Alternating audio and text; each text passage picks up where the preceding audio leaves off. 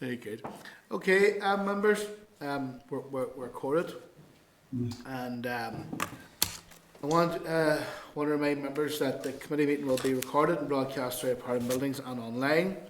You can use mobile devices as long as they're in airplane mode or muted. Okay. First thing down, I have apologies. I don't have any apologies noted.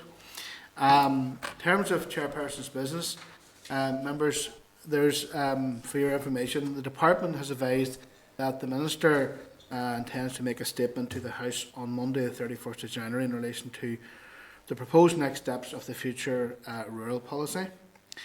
Climate change reports. I'd like to highlight our reports on the Climate Change Bill number 2.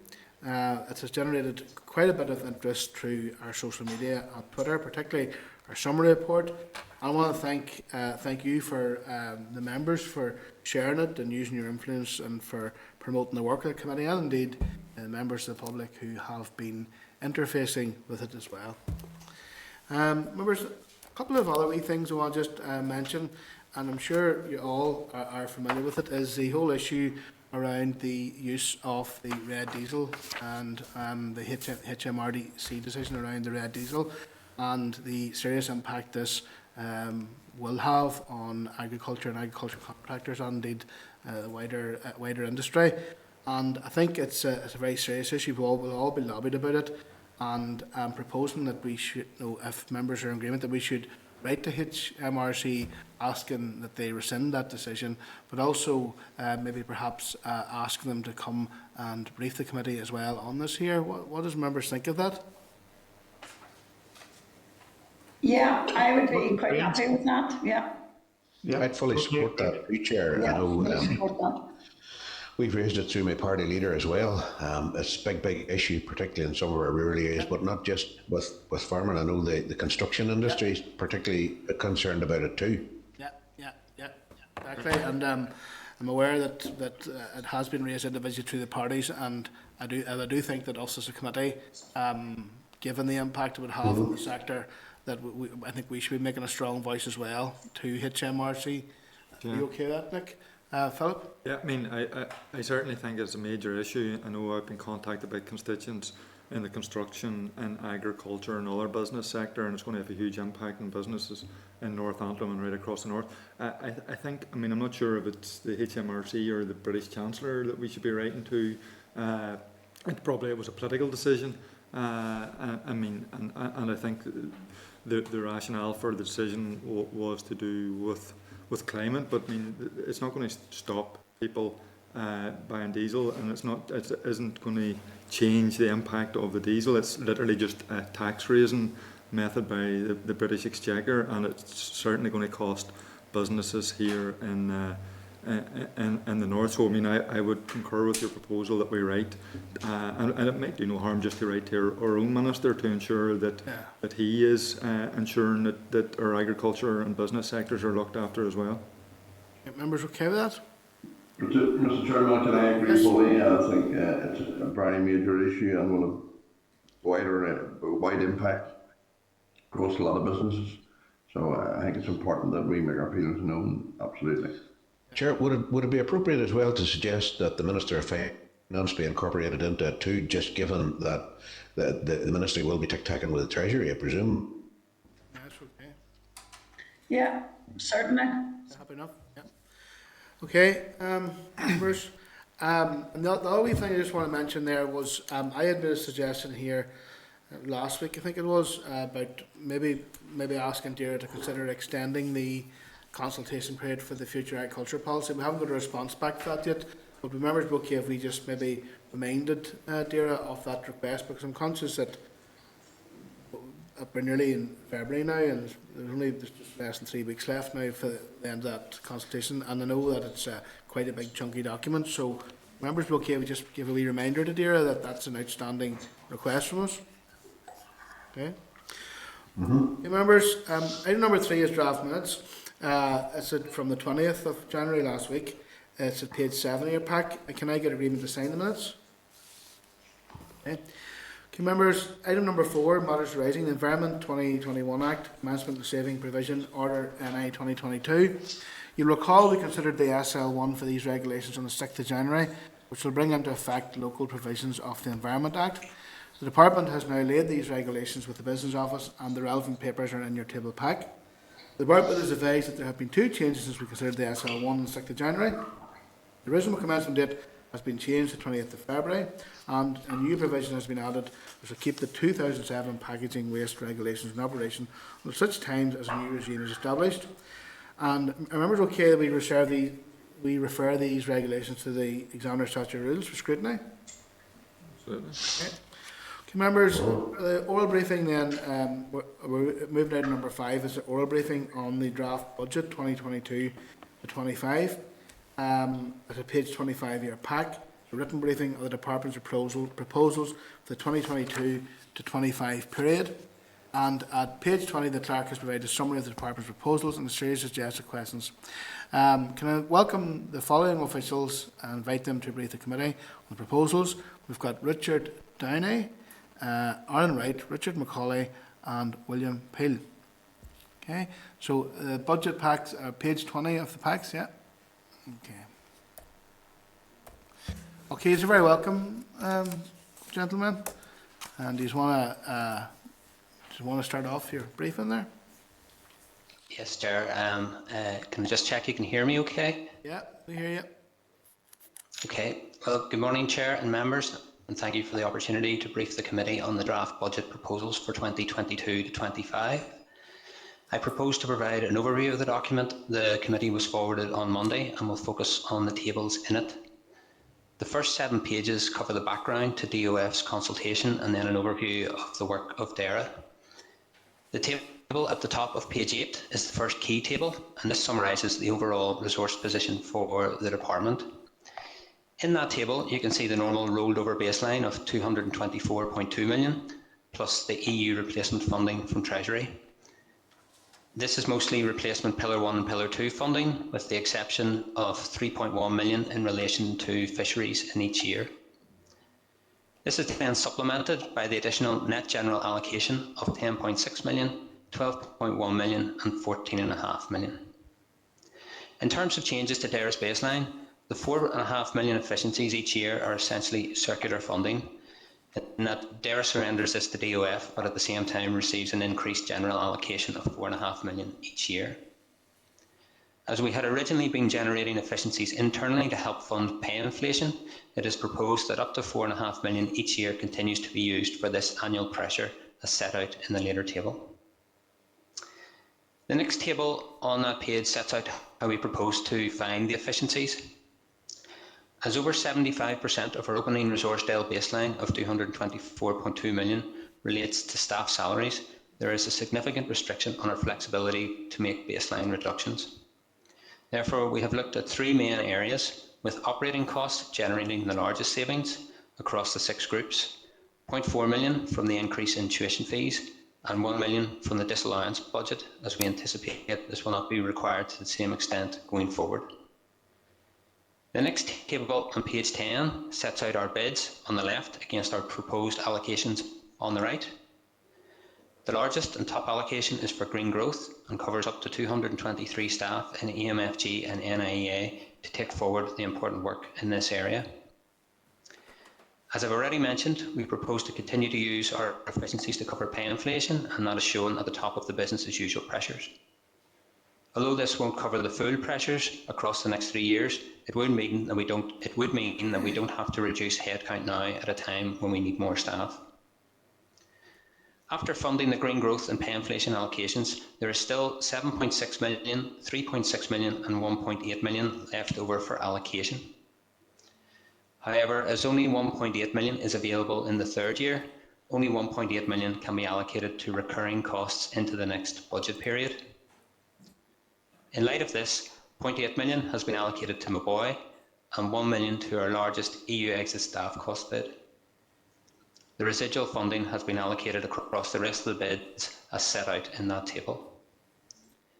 No TRIPSI funding has been allocated at this stage, but DOF anticipates that this will happen by June monitoring in line with the confidence supply funding received in previous years.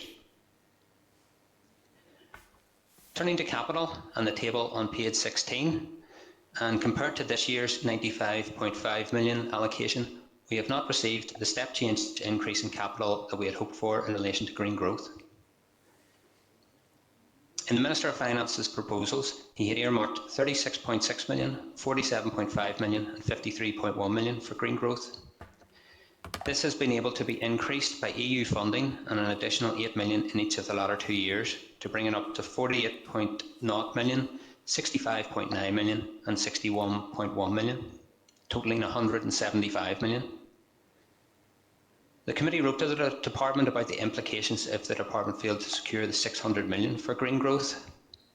You'll have seen that the proposed funding is less than this. However, the budget period is only over the next 3 years, which is less than the longer green growth period, and we would anticipate further increased funding beyond 2025. In terms of funding for programmes, these include proposed allocations across the RDP as part of the existing 2014 to 20 programme, fisheries, TRIPSI, household waste and Project Stratum. On the IT side, there is proposed funding for digital transformation and NIFIS, and on the research and development side, there is proposed funding for AFBI and other collaborative research.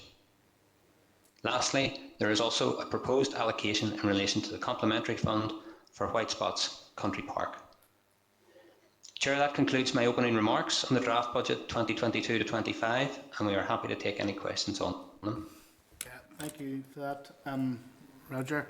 Roger, one of the things I just want to pick up on is the Rural Development Programme, and the department has confirmed that much EU funding can be claimed for the current projects up to the end of 23, and funding for the Rural Development Programme replacement in year 3 as 24 to 25 is just 3.8 million, which is much lower than years 1 and 2. What implication do you think that will have for the delivery of projects and for the rollout of the Rural Development Programme and whenever its successor will come into play? Well, I suppose if we were still in Europe, the normal RDP, it usually ramps up towards the end of one programme, and then it starts off slow at the beginning of the next programme, and then it ramps up as the programme goes on. So this is, I suppose, part of the cycle that would have happened in previous RDPs. Although there's a smaller level of funding there at this stage, we have 3 monitoring rounds in each year, and we've got 2 more budget exercises to over the next 2 years to increase capital funding into the department. So there's scope to get additional funding in there, and plus the future agricultural policy, the consultation and the outcome of that. There is and the rural policy framework. There's work to be done in both those areas just to firm up the requirements. So hopefully, when we reach those latter 2 years, we'll have a better idea of what we need in each of those years, and we'll also have had opportunities to bid for more funding to increase the work that we can take forward. Thank you. And you see, in relation to the tax on rural poverty and social isolation, that there are no allegations, despite the fact that we need around 1.8 minimum per annum, and that's obviously a pot of money, as I always say, is where a relatively small amount can go a long way. We've seen that in many projects across the north. Would you be confident of getting additional funding for that in the June monitoring, as you said there a minute ago? Well, we've been in this same position for this last number of years, and at June monitoring each year, the money's always come through. So I've no indications from DOF that that's going to be any different. And indeed, we checked with DOF before. We provided this advice to make sure that we weren't just assuming that it was going to come. So they're anticipating in their liaisons with Treasury that this funding will come by June monitoring. And just finally, before we move around the room, under the nature capital, how much of the allocation there would be specifically apportioned to peatland restoration and peatland management strategy? I'll maybe hand over to Aaron Wright on that particular one. Folks, can you hear me okay? Yeah, with that, John. Yeah, thank you, Chair. Well, at this stage, we don't have a breakdown of what would be specifically to peatlands. And that's really, I guess, from the perspective of having the flexibility around as the sort of pieces of work develop that can be assigned. Certainly, peatlands is one of the larger areas where the policy area involved expecting, significant allocation will be made. Will there be like at some juncture in the future, would that breakdown be available? Yes, I would say yes. It will be available, but at this point in time, we don't have the level of granularity on the specifics. I think as well it would be worth I suppose highlighting how this relates to the how this 3-year proposed allocation relates to the 600 million that was referenced in at your last meeting. It's important that we recognise this as green growth is a new area of policy, The strategy, as the members will be aware, is yet to be published, but that the Minister certainly sees this as a priority for him and is very supportive of that. Wants to see that matched by the ambition and commitment of across the department and also wider government more generally, but that 600 million is indicative profiles. We were asked to carry out an exercise to look at the areas of spend, including, for peatlands and others, the areas of spend where the department felt would best deliver on that green growth over a period of 5 years.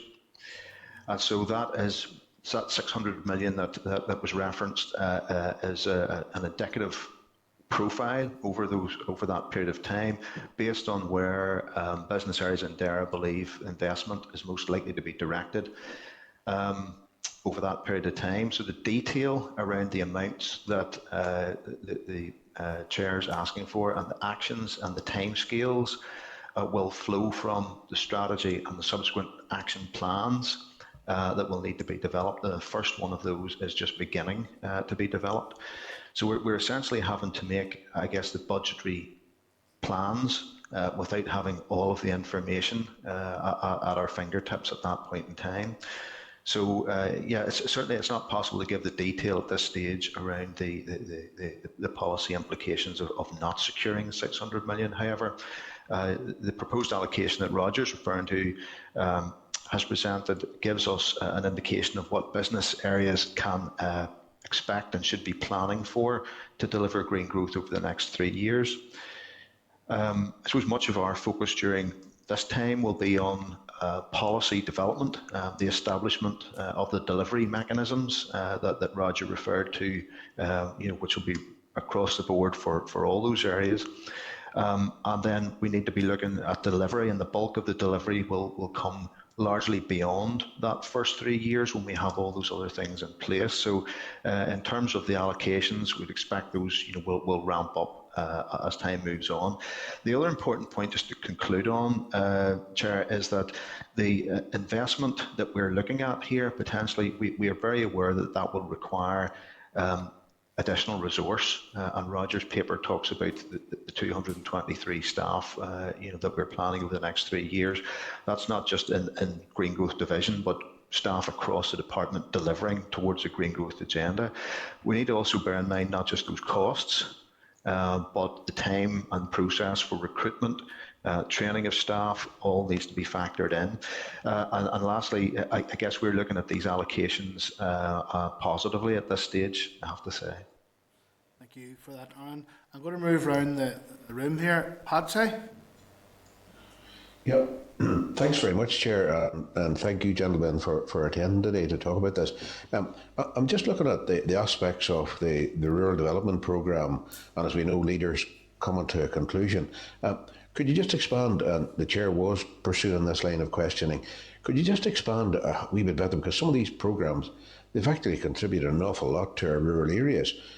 So what projections or what plans are there to introduce, if we like, supplementary or replacement projects and funding of a scale? Because I see there the RDP fund is pretty low at the moment. Could you give us an expansion of what the thinking in the department is around that, please? First of all. Well, as I've already mentioned, the future agriculture policy and the rural policy framework are to be finalised, and then there'll be outworkings of that. We'll firm up proposals for the next few years. You're right that Leader in particular has had a significant funding over this last number of years. What's not included in this budget document is peace funding and shared prosperity funding. That's due to be coming down the track. This is just the funding that the executive has as a result of the spending review announcement back in October. So there's anticipated to be more funding that can come into rural areas through those two particular funds. We haven't got clarity yet just on the detail around the shared prosperity fund and how it will work over the period. But when we do that, we will be looking to bid into that and secure as much funding as we can. Appreciate that. Have you any indication at all from Westminster as when this shared prosperity funding will manifest itself? We've no exact time frame at the minute. There was sort of a pilot exercise undertaken this year, but because it's being led by Westminster, we don't have the lead on it in the way we would have in the past. So we're driven by their timetable. We are we meet with colleagues in DOF and other departments that would be seeking to bid into this fund on a fairly regular basis, but there's been no time frames set out at the minute. All right, thank you. Just one other thing. As you know, coming up next week, we have a lot of debate around the climate change legislation and the climate change bill too. But a key pillar of that will be just transition measures and, of course, just transition funding. Now, when I asked the Minister a question about this last week, in fact, he said, I'm paraphrasing now, but he said that I think he had made a bid to the Department of Finance around funding in preparation for whatever just transition measures need to be put in place. Can you give me sort of an indication, number one, as to the level of a bid that has been made, and number two, what response has there been from the Department of Finance around that, please? Because this is going to be integral to our way forward, just transition. I suppose on the resource side, you can see the table there at the top of page 10 shows all the resource bids that were put forward. In there was funding put forward for strategic environment programs and the Environment Fund.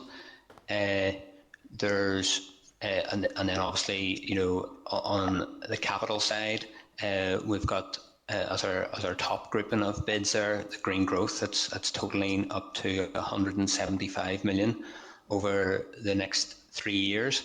So there's a fair, and that's in addition to the the baseline funding that we would have within the 224 million that normally rolls over.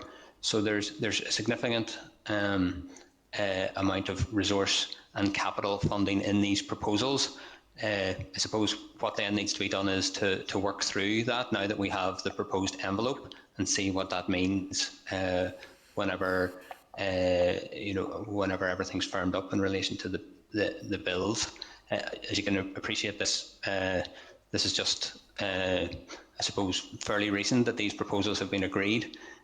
So there's a bit of time to work through that with all business areas that are affected to ensure that we get into the more detailed allocations, and that'll be worked up between now and final budget, I suppose, towards the end of March. I just want to get it clear, just towards the end of March, you'll have an indication of the picture. But is the department putting all its eggs in the basket of green growth then in regard to just what the concept of just transition is? Well, I don't think they're too separate. two separate things. I suppose. No, I wasn't saying that. I was just trying to establish if you're putting all your eggs in the basket of green growth in regard all your financial eggs, I should say, in the basket of green growth in regard to just transition. No, and there is flexibility around capital as well. So it will all be within the environment grouping within budgets. So and minister will have flexibility to move things around as things change. I don't know, Aaron, if there's anything you wish to add. I just wanted to get it clear what the bid was and what the response was, if you like, the financial response from the DOF. Well, as I said, the resource bids that we put forward are there at the top of page 10, and there's a few environment bids in there. We do have environment funding already in the baseline.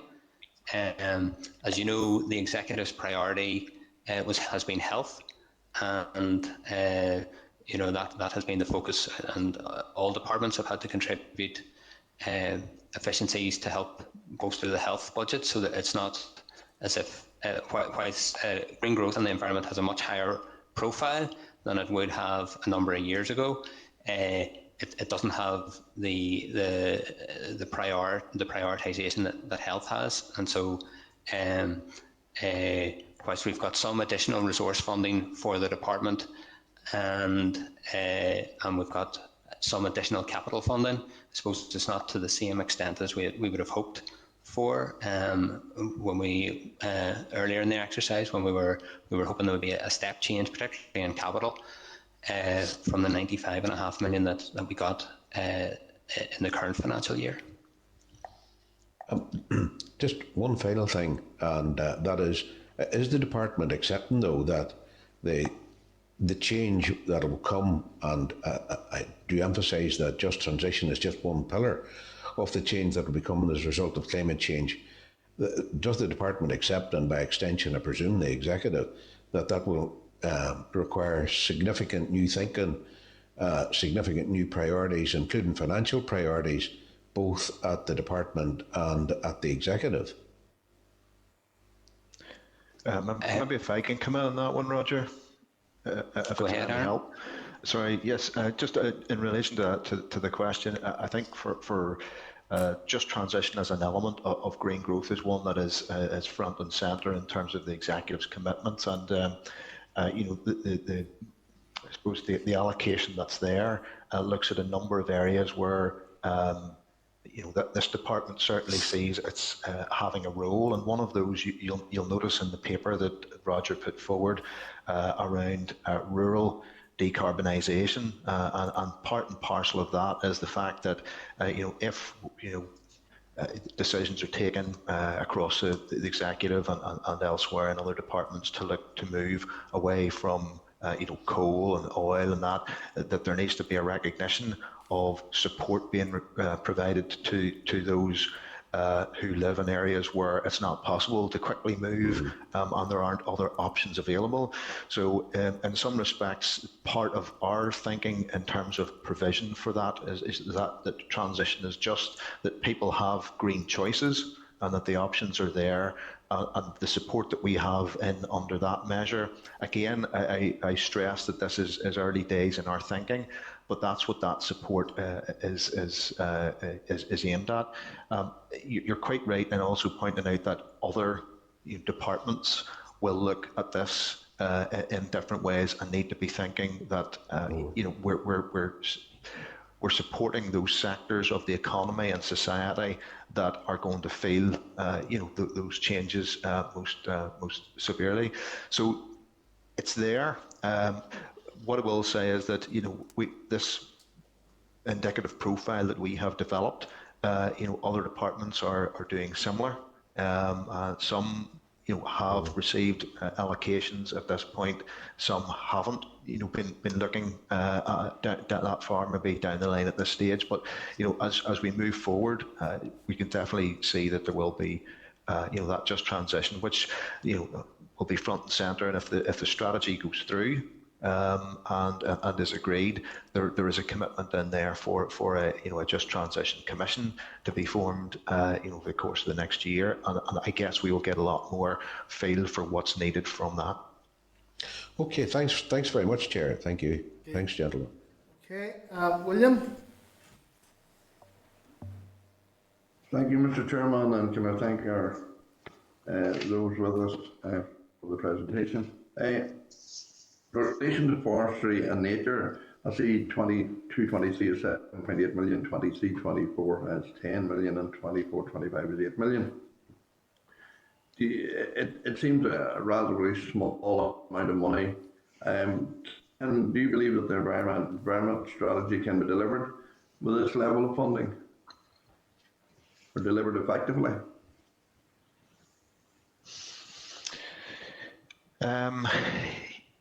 Well, yes, and in terms of in the context of the approach that is under green growth, forestry and nature, based on the programs that are being planned at this point, I believe that that's a sound starting point. It's maybe not what the full ambition was, but I think it's a good starting point. Yeah, it seems environmental strategy is quite ambitious, and it just looks a small amount of money in relation to that. But I suppose in fact, use of the judge of that. Well, certainly, I mean, the environment strategy, which sits alongside, the work that is happening in green growth, may well build into it, a lot of other streams that Roger has referred to there, including on the future ag policy and the support that may come through from there. So there will be other things helping progress the environment strategy. But in terms of the plans around forestry and nature, the programs of work there on nature-based solutions, natural capital, connecting with nature, are all. They will require significant funding, but in the early years, as I pointed out, getting sort of the schemes, the programs, and everything in place, it's like that we will be spending a lot of time getting those policies constructed. Okay, thank you. William. John? Thank you, Chair, and thanks to those for the information given today. Can I ask Roger or others, on page 13 and page 23 of the report, there's mention of the department's estate, and I'm going to move away from policy and funding issues, which we've covered very well, and focus on this estate issue. When was the last review of the estate done? How often is that reviewed to see if there can be efficiencies found? It strikes me that the funding bids were £1 million for the first year of the 3-year period, but none in the following 2 years. And the report tells us that there are 900 buildings across 243 sites. Now, I don't doubt for a moment the contribution some of those buildings and business areas make to the overall agriculture, environmental and rural sectors. But it strikes me as well, and I speak with a bit of knowledge on the issue, that there are some fairly large buildings out there with proportionately not very many people in them, and there's an associated disproportionate running cost for those buildings in that scenario. So is that being looked at with any matter of urgency or on a planned programme for review? Yes, as you're probably aware, under Fiona McCandless's group, there's a state transformation division. It's headed up by Alison Caldwell. So a number of years ago, estates was just a branch within a finance division, and then it was realised, just because of the extent of the estate, that it needed to, greater resources put to it, and they are looking at a review at the minute. Along the lines that you mentioned there, just because of the size, and are we as efficient as we can be on it? I'm not sure when that's due to conclude, but it's not only looking at the existing estate, but it's also looking forward as well. And you'll be aware that there are plans in place to redevelop Caffrey and Lockery and the Animal Health Science Building at Stony Road.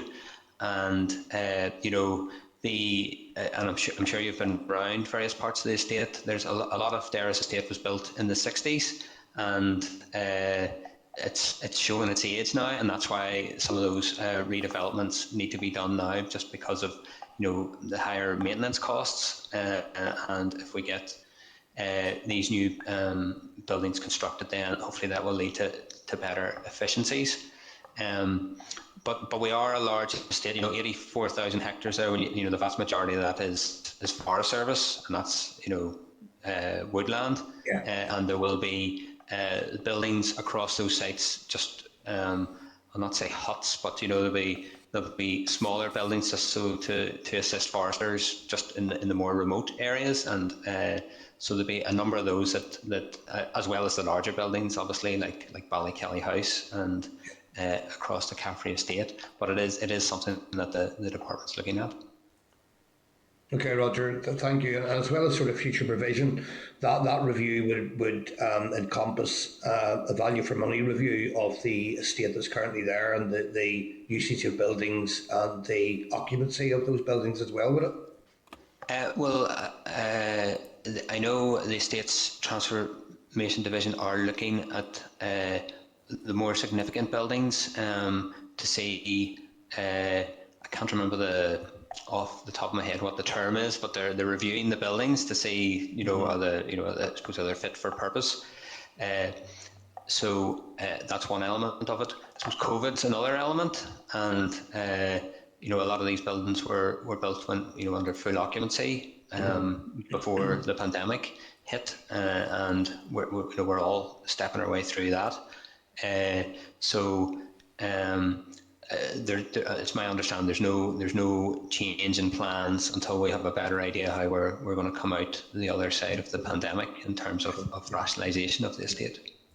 I would be keen to get more information if possible. It's something the committee may be able to take up on whether that review is covering outstations and area offices and all those sorts of facilities, which may well be able to share buildings with other government departmental facilities if that's required, and if that was necessary to make efficiencies, and it might be something that's worth examination. But thanks for that. Thanks for that, Roger. Okay, thank you. Claire? Thanks, Chair, and thanks for all the information. I'm looking at, so the green growth has been well covered there. So from the answers that you were giving us there, is it the 600 million that was originally costed for the green growth? So you're saying that that's for over the sort of 10-year lifespan, basically, and that we'll have 170 million for the next 3 years of delivery. Have I picked that up right? Or is that how you're working it out? No, it's the 600 million was based over a 5-year period. What we thought might be, being ambitious and throwing everything at those areas where the department felt that it could achieve most. That was the sort of figure that we're coming to over a 5-year period.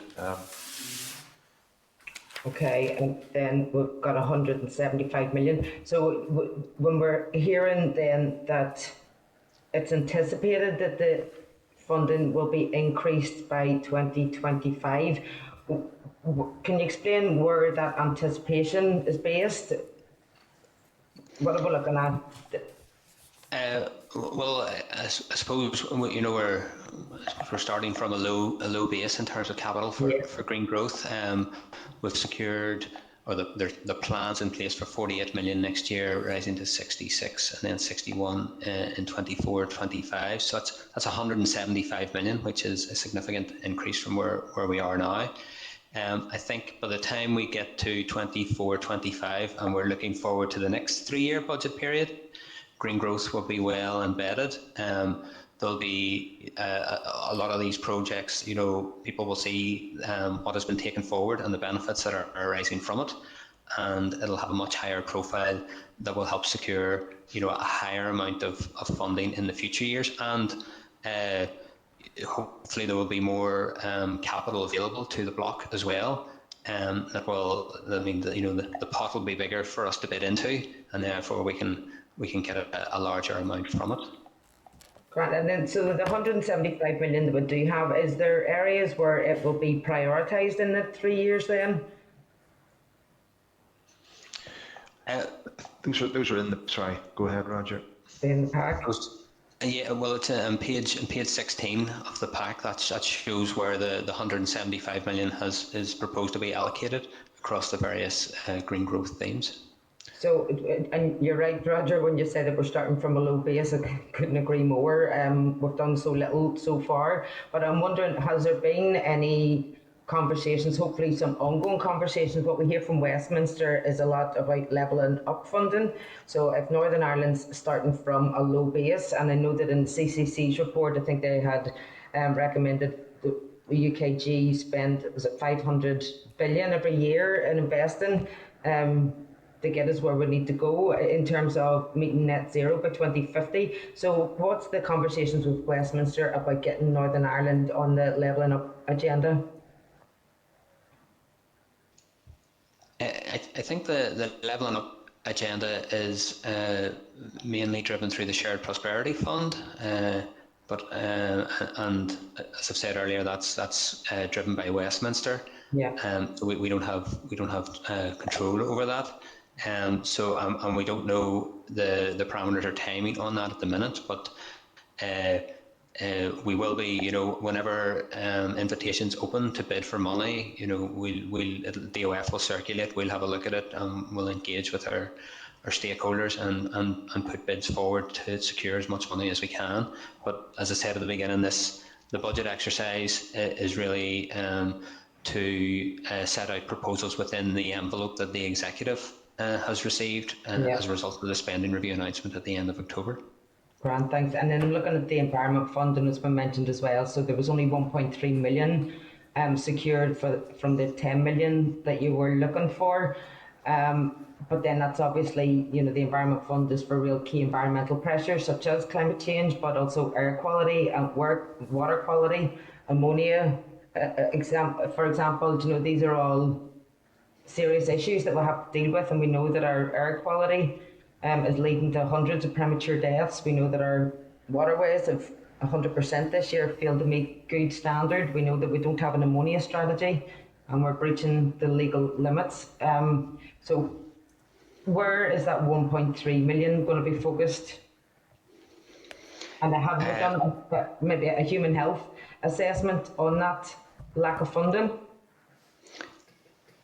Well, that's the additional funding that's going to the Environment Fund. There's already, baseline funding within the opening 224 million for the department that rolls over. There's already, I think, 2 to 3 million in there for the Environment Fund. So this is adding to that in each of those 2 years. And the Environment Fund, normally gets a top up in year if more funding becomes available as well. I think the current Environment Fund, it's over a 3-year period, and it's due to finish in 22-23, and then the department then will look to see how it might change for the next 3-year period. And I think that was a reasoning behind, if you see at the top of the table on page 10, there was increased bids for 23-24 and 24-25, and that was to take account of looking at doing more around the Environment Fund. So I think that'll be worked through as part of the new Environment Fund to cover the period after 22-23. And then go back looking at the green growth then. So out of that 175 million, a quarter of that then you've identified as going to capital funds for farming. Should that maybe not be coming out of a separate fund on its own?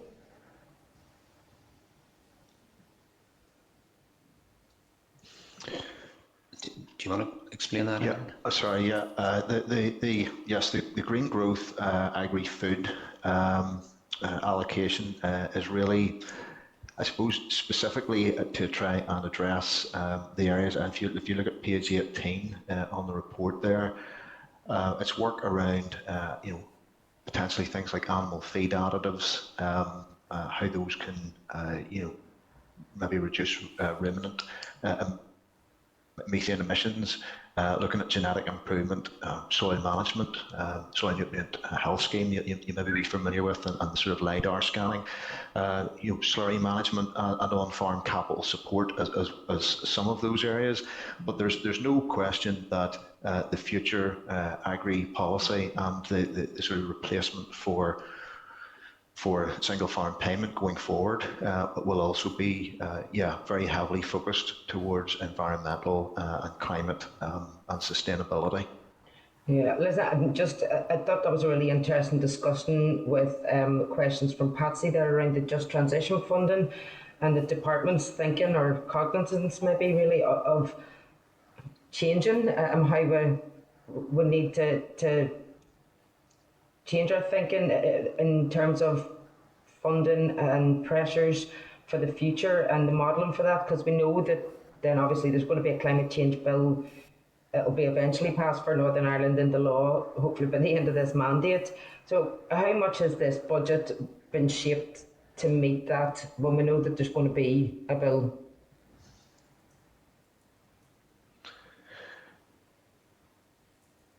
Well, certainly this budget has been, shaped, I guess, from a green growth perspective. I'll not jump on Roger's area, but we're trying to make sure that we recognise very clearly that this department and others will have to play a very lead role in directing the change, the societal transformation to come. So there's absolutely no question that we recognise the level of expectation from everybody to be able to deliver on this. So we have been again with that sort of 600 million profile. I mean that's us looking ahead over a 5-year period and saying, like, what are the big areas where we feel we can deliver. We have identified what we think those are. At this stage, bearing in mind we're pre a completed strategy, we're in advance of the full development of the action plans, but at this stage we need to be planning for where the money's coming from, and that's how we've arrived at that that sort of figure. So I think we're trying to be really ambitious in terms of the amounts of money and the priority and precedent that's going to be required for this type of approach, and I know that other departments will be doing similar.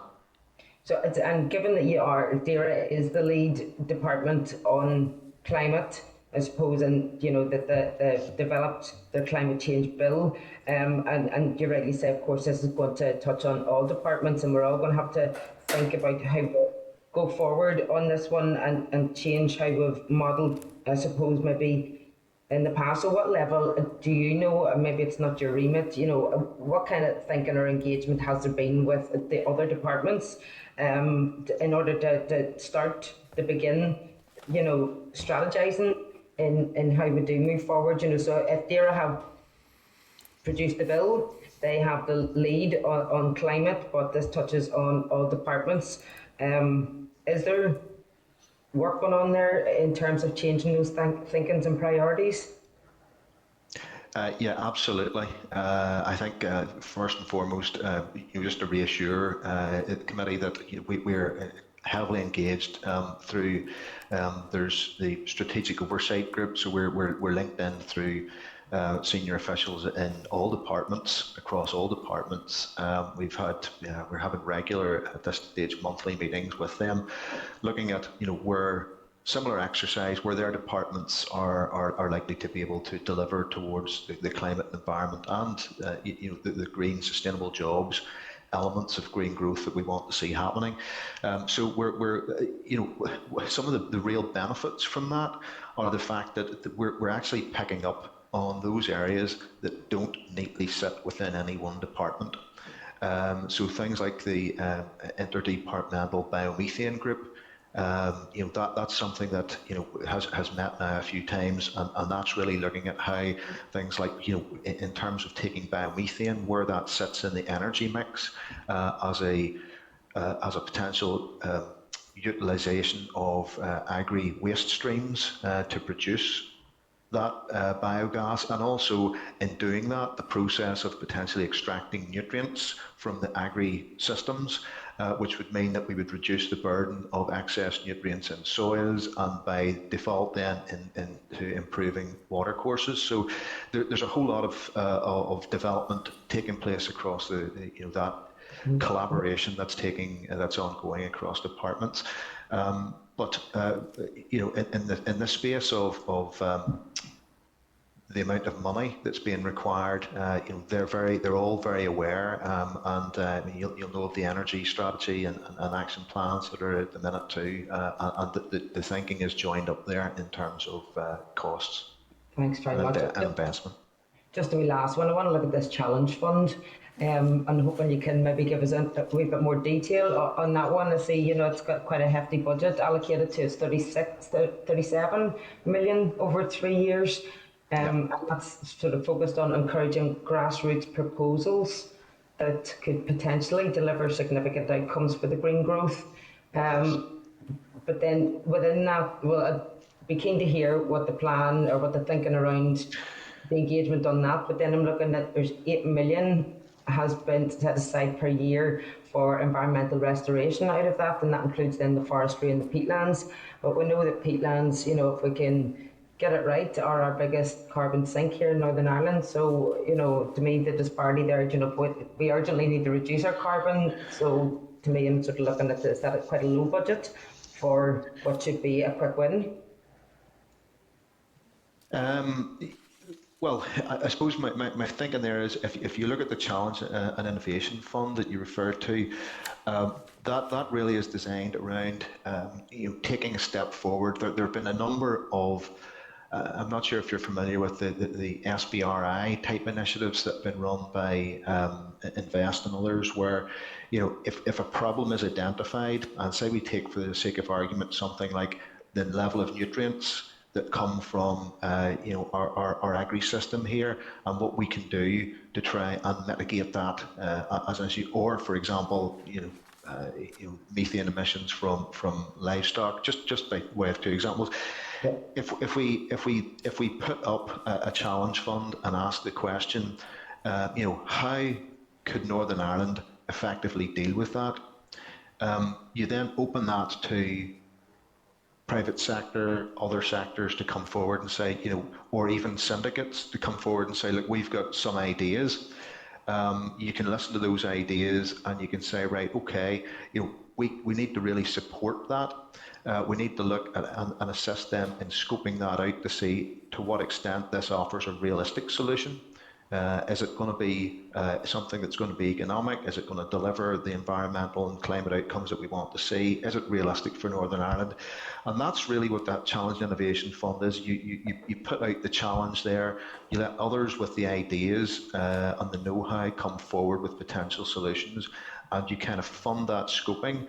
And then, if that looks like it's a real scalable opportunity to solve a problem that we have, you can then look at funding from that challenge fund to de-risk a lot of the development around setting up and progressing that. So that's where we see that Challenge and Innovation Fund being used.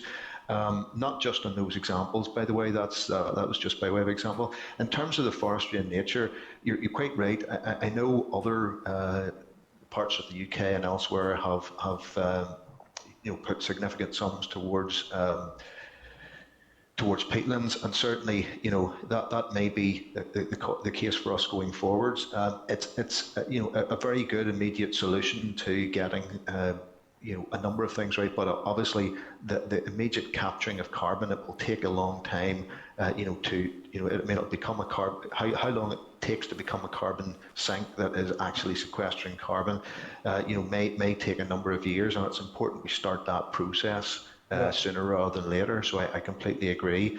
But the Challenge Fund is something that we could potentially get real solutions to stop potential emissions as well as the sequestering element. Yeah, no, listen, that's exactly why I brought it, because 8 million to me sounds low, because I'd say quick win. I don't mean that.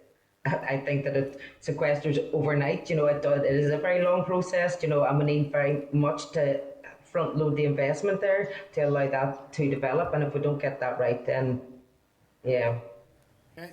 we're going to be missing the marks. Right. Okay. Thank you for that, Claire. Right. We need to move on here, folks, because we should need to move on to the next item. Thomas. Thank you, Chair. Thank you, and thank you for the team that has come to speak to us today. And I certainly have covered quite a number of areas at the moment. And I just want to maybe move slightly away from that. My understanding is that the Department have a number of planned infrastructure programmes at our local harbours. Does the Department therefore intend to make any bids to the UK Seafood Fund to support these programmes that they have brought forward?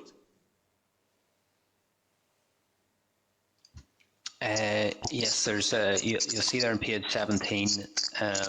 There's a small bit in year 3 for a harbours development. It's only £1 million. There's plans for I suppose the 3 local harbours, but we're having to go through the business case process first, and to help inform that, there's environmental and technical studies are underway at Kilkeel.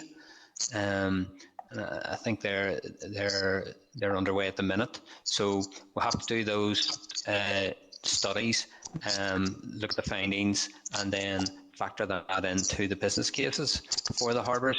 So while there are proposals to invest in the harbours, it's not imminent, and that's why there's only 1 million in year 3. This is likely to be something for the next budget period, when hopefully we'll have firmer proposals and a business case in place to take that forward.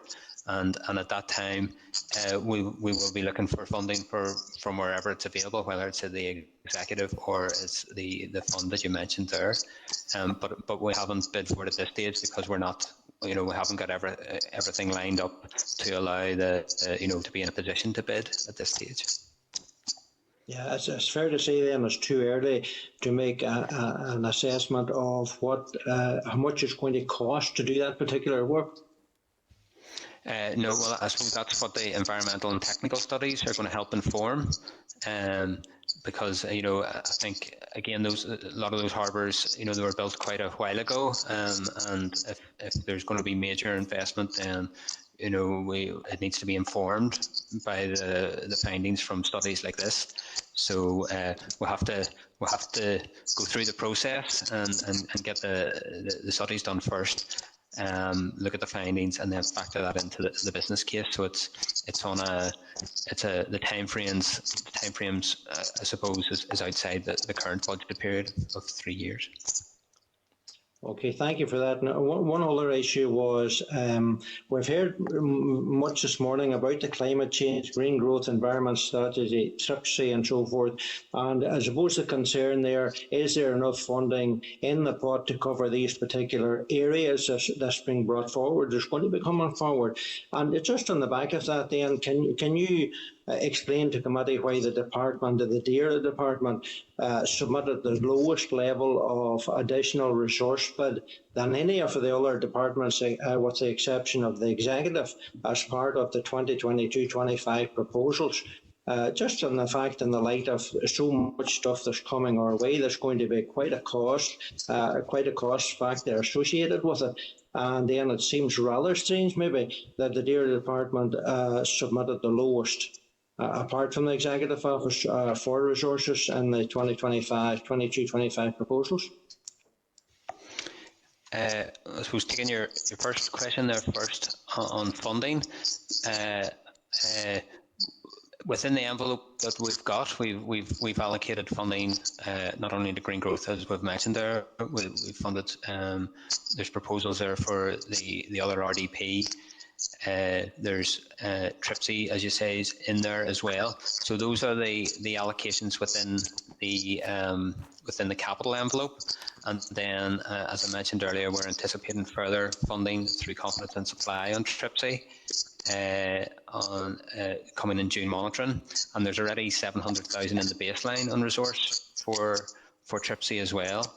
So that's already there, before we get this additional funding from confidence and supply. In terms of the lowest amount of bids, you'll see there are at page 10, the resource bids 60, 74 million, 88 million. So that's, roughly around a third by year 3 of our 224 million baseline. So I suppose we may have, we may be low bids in absolute terms, but when you take it in percentage terms, a third is quite a lot if you compare it. We are a smaller department compared to most of the other ones. And I don't know if I haven't done the analysis on their bids as a percentage of their existing baseline, but I would think that we're more comparable when you compare it in percentage terms as opposed to absolute terms, because we are one of the smaller when you consider health. I think is up around 6-7 billion. So that they're just on a different scale to ourselves. Okay, thank you, Chair, and thank you. Rosemary. Thank you. I want to move on to the IT systems and the digital transformation. I see over the next 3 years, you've 18.4, 18.4, 17.5 million. And this is to enable DAERA to deliver essential IT services, digital capability to enable the delivery of high priority department strategic outcomes. Can you flesh that out a little bit? What exactly will this value be used for? What is the high priority department strategic outcomes? What is that?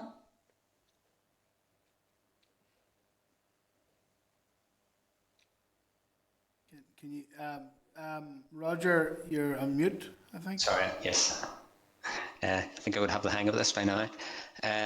The investment goes a long way to ensure there are a digital first department.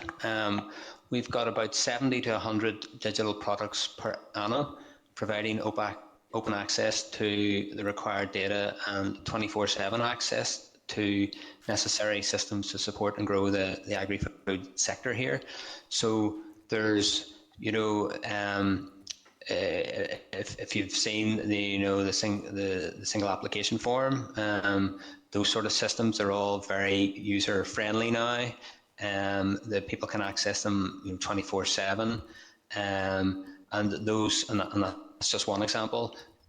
Those sort of things don't just happen. You have to invest in it. You have to refresh it. There's changes every year, so there's lots of stuff goes on in the background, that to make things work, and I suppose as user friendly for our stakeholders that use them as possible. So that's primarily, I think there's around 178 systems across the department as well. You'll see that was covered in the resource bid. And so there's, and we're all working from home now. So one thing the pandemic has shown us that, we're all very reliant on technology and IT. And I think DAERA is one of the better departments in that respect. And in order to not only maintain that, but to continue to develop that, that requires investment each year. And the digital transformation programme, which is on Paul McGurnahan's side, is a very important enabler for everything that goes on in the department. Mm-hmm.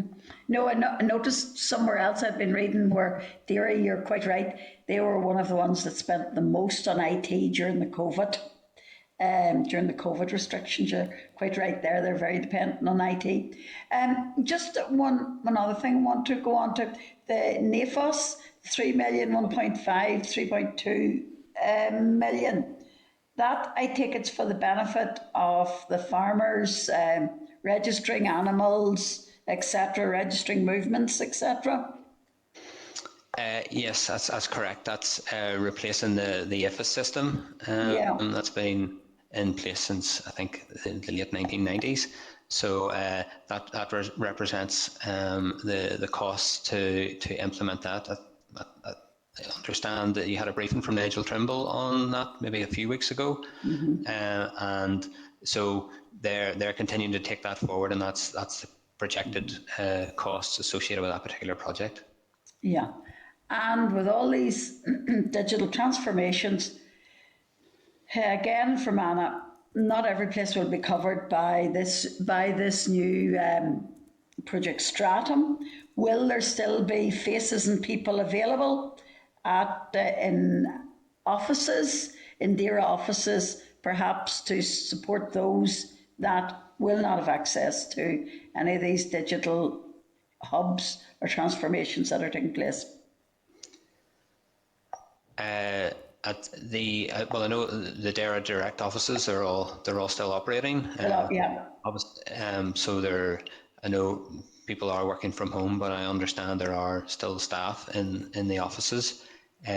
So if they've been providing assistance over those last 2 years, during the pandemic, I would presume that would continue. Okay, right. So there's no plans to reduce their hours or reduce their support. That's good. Okay. Thank you, Rosemary. Thank you. Right, Harry, last but not least.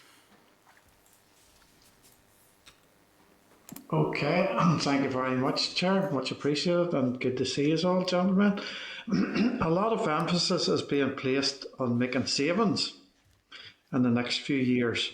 I noticed that a recommendation of 2%. Have you any idea where you intend to make those savings going forward? I know it amounts to like 4.5 million if I look at it, so I'm just wondering what your thoughts are on that. Thank you. Yeah, there's a table at the bottom of page 8. So that shows the breakdown of the 4.5 million. With the largest element is in cost reductions. So we went across the 6 groups and we asked them, we have to find savings. What can you do? Everyone has a budget in their baseline, and there's always scope to do things more, or to do things with less funding. I suppose staff are not all working from home, but a large number of staff are working from home. So there's a T&S budget that would have been, people would have been driving around, going to meetings and such like, and that's not been happening to the same extent. So there's savings in there, and I suppose when you split that up across 6 groups, on average there's about 500,000 we're aiming to try and find from each of them. Some will be more than that, some will be less. On the programme savings side, we believe that disallowance will be less going forward than previously. So there's 1 million in the budget there that we think we can put in as a saving, and then the lowest amount there on raising additional income, that's to do with the tuition fees that are being aligned with other higher education fees, and that's coming in next year as well at 0.4 million. So there's plans in place that we would generate those in the first year, and then they would roll forward to the latter 2 years. Mm-hmm.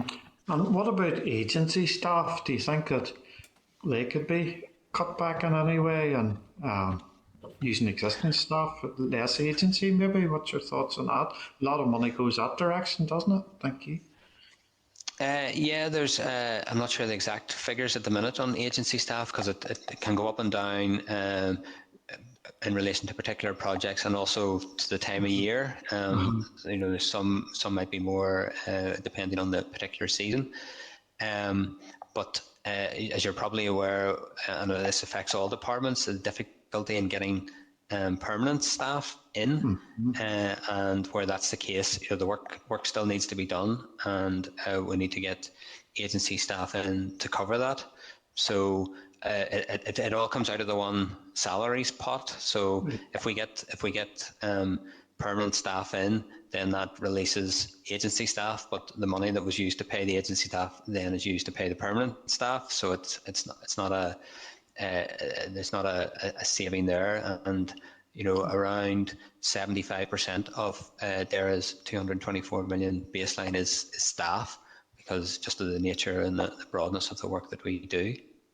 Yep. No, that's very good. Very good answers, Roger. Much appreciated. So really, the bottom line would be that agency staff aren't really costing the department any or very little more, because there's no full timers there whenever they're in action. So yep, that's good. Very good. Much appreciated. Thank you. Thank you, Chair. Okay. Richard, William, Aaron, and Roger, thank you very much for joining us this morning, and we will about trees again. Thank you very much. Thank you, Chair. Thank you. Okay, members, now move on swiftly to the next item on the agenda, which is an oral briefing from DERA, the impact of trade deals with Australia and New Zealand. It's a page 55 of your pack, a written briefing from the Department in relation to the potential impact of these deals with Australia and New Zealand. Summary paper is on page 53 of your packs. As you'll be aware, the UK has agreed in principle to free trade deals agreements with both countries. The Trade and Agriculture Commission is presently scrutinising proposals which will be referred for parliamentary ratification. The Department's view is that the impact of the trade deals here will depend on the extent to which Australia and New Zealand make use of the trade agreement, but they are likely to generate significantly higher levels of import from these countries than currently takes place. And I want to, first of all, welcome Seamus McArlean, the Chief Economist of DERA, Mark McLean, the Principal Agriculture Economist, Food Farming Group in DERA. I apologise, we're just running a little bit over. We had a little bit of a turn, so thank you very much for your indulgence and with me on there. So I'd like maybe to invite you to brief the committee, and then members will then want to ask questions. Okay, Seamus and Mark. Thanks very much, Chair. I'll just start with the Australian trade deal. The UK and Australia agreed the legal text of an FTA on the 16th of December. And the next stage then will be ratification by Parliament. Once ratified by both the UK and Australia, the agreement will come into force on an agreed date, which is likely to be the middle of 2022 or the start of 2023. Part of the ratification process will involve the Trade and Agriculture Commission, which was set up by the UK government. And that commission will scrutinise the deal and report on whether it maintains UK standards. And part of the commission's deliberation involve calling for evidence from stakeholders. Throughout the period of negotiations with Australia, DEFRA engaged with us on the areas in which they are in the lead, namely SBS, animal welfare and antimicrobial resistance. Negotiations on the market access element of the FTA were led by Department for International Trade, DIT. Our colleagues in the Department for Economy here in Northern Ireland lead on trade overall, and they engaged regularly with DIT. But DIT officials also attended our regular meetings with DEFRA, so we were able to directly convey our Minister's views on market access to DIT in that platform as well. So the FTA with Australia keeps tariffs in place for pigs, poultry and egg products, but those products aren't products in which Australia is actively trying to sell into the UK. But the FTA removes tariffs completely on beef and sheep products after 15 years and for dairy products after 5 years. And Australia is a very big exporter of beef and sheep products. And following this trade deal, they will be able to sell much more into the UK market. Turning to New Zealand. The UK and New Zealand reached an agreement in principle on the 20th of October 2021. And the next stage then will be to try and reach an agreement on the legal text. And it's difficult to say exactly how long that will take, but it's not likely to be more than a couple of months more, possibly. The deal reached is similar to the one with Australia in that tariffs are removed completely after a 15-year transition period for beef and sheep and after a 5-year transition period for dairy. So the impact of these deals on the UK and Northern Ireland agricultural markets will depend very much on the extent to which Australia and New Zealand make use of these new export opportunities. Analysts from DEFRA and DIT argue that there is a strong preference for beef and sheep products from the UK and indeed Ireland in supermarkets across GB, and that Australia and New Zealand will find it very difficult to displace this product. But of course, supermarkets aren't the only outlets for beef and sheep products. So restaurants obviously sell a lot as well. They further argue that Australia and New Zealand product going into the UK is more likely to displace EU exports to the UK rather than domestic production. And they also believe that Australia and New Zealand will continue to target Asian markets before they look to UK and markets in the EU. So it's possible the UK government analysts are right, but it's also possible that they've got it wrong, and really only time will tell. Analysis produced by AFBI indicates that removing tariffs on beef and sheep and dairy products would squeeze domestic production of these products, with beef cow numbers likely to be hit hardest. So I'll leave it there for now, Chair. Thank you. Okay. Thank you for that, Seamus, for that there, for the written briefing and indeed for the for your oral presentation there as well.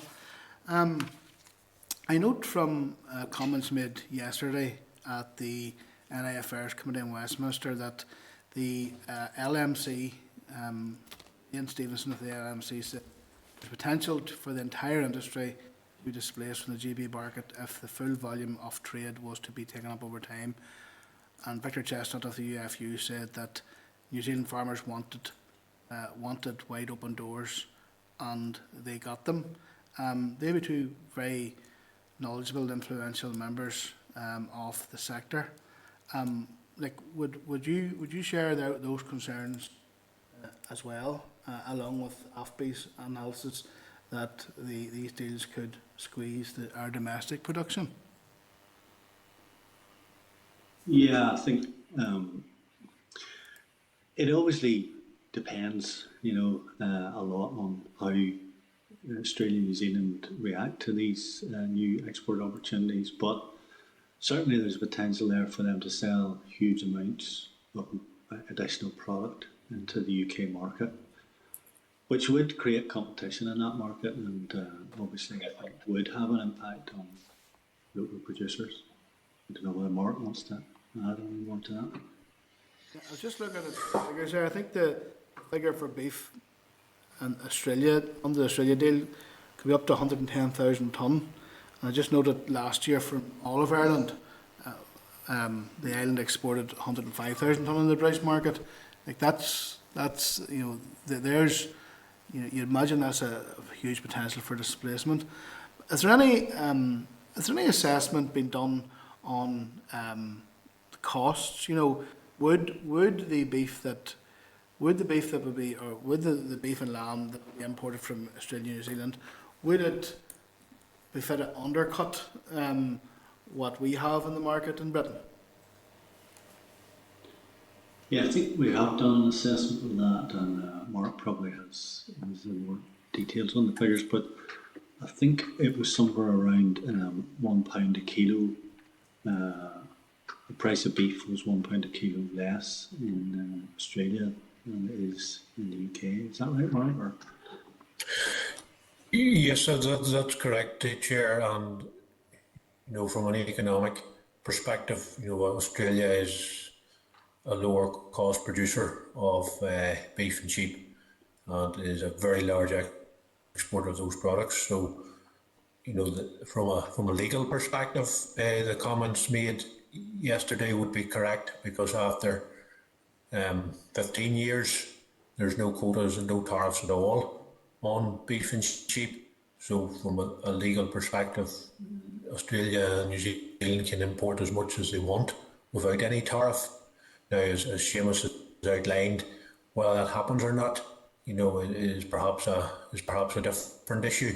But I think what we would say is there's certainly a big risk has been taken here. There's no, there's no safeguard after the 15 years is up of tariff protection, should there be a very large increase in imports. And just to be clear, I want to go back to the figures again. Is there potential for them to actually, given the shipping costs that would be associated with that, is there potential that they could actually undercut products that we have in the British market? Yes, we would conclude that would be the potential that could happen. And clearly, it's going to depend on demand in the UK market for the products as well. Yeah. But I think the economics would suggest that if you can sell something at a cheaper cost, there's going to be demand for it. And surely Australia and New Zealand, they wouldn't have signed up to it if they thought they weren't going to get something out of it.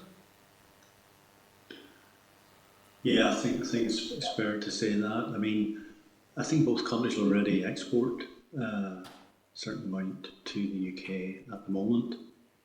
They both have quotas at the moment that are sort of legacy from arrangements under the EU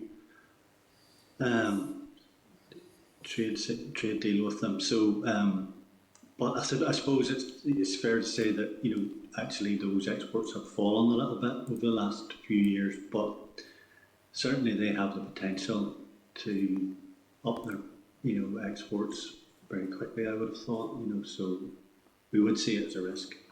And just finally, before we move around the room, obviously this, had we remained in the EU, would there still have been the tariff protection? And does the protocol protect us from those imports coming in here to the north? Protocol would prevent the products coming into Northern Ireland, but obviously, the main market for our beef is actually GB. So if there's a lot more beef comes into GB, that creates competition for our producers. So while the protocol does prevent coming in those low tariffs into Northern Ireland, it doesn't actually protect the market that we're competing in. Thank you for that, Seamus. We'll move round. Harry? Okay, again, thank you very much, Chair. Thank you.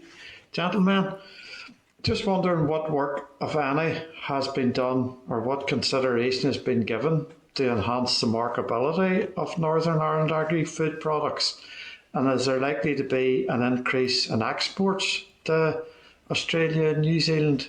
Obviously, we want to push our products.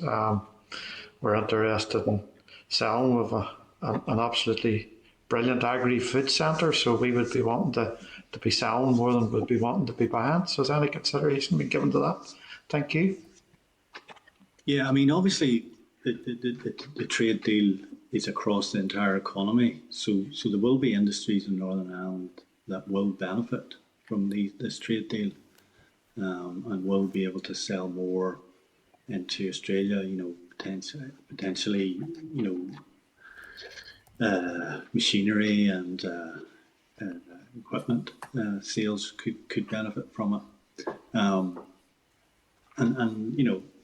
that has to be weighed up. But obviously, in terms of, we don't normally sell much in the way of beef and sheep into Australia because, they're such a big producer of those two products, so they don't need it anymore.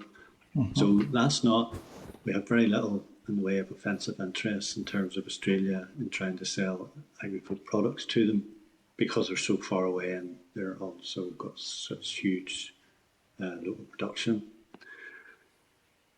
I don't know where Mark wants to add something there. Yeah, maybe just to say, even before the trade agreement, the tariffs were zero for export of most primary agricultural products to Australia and New Zealand.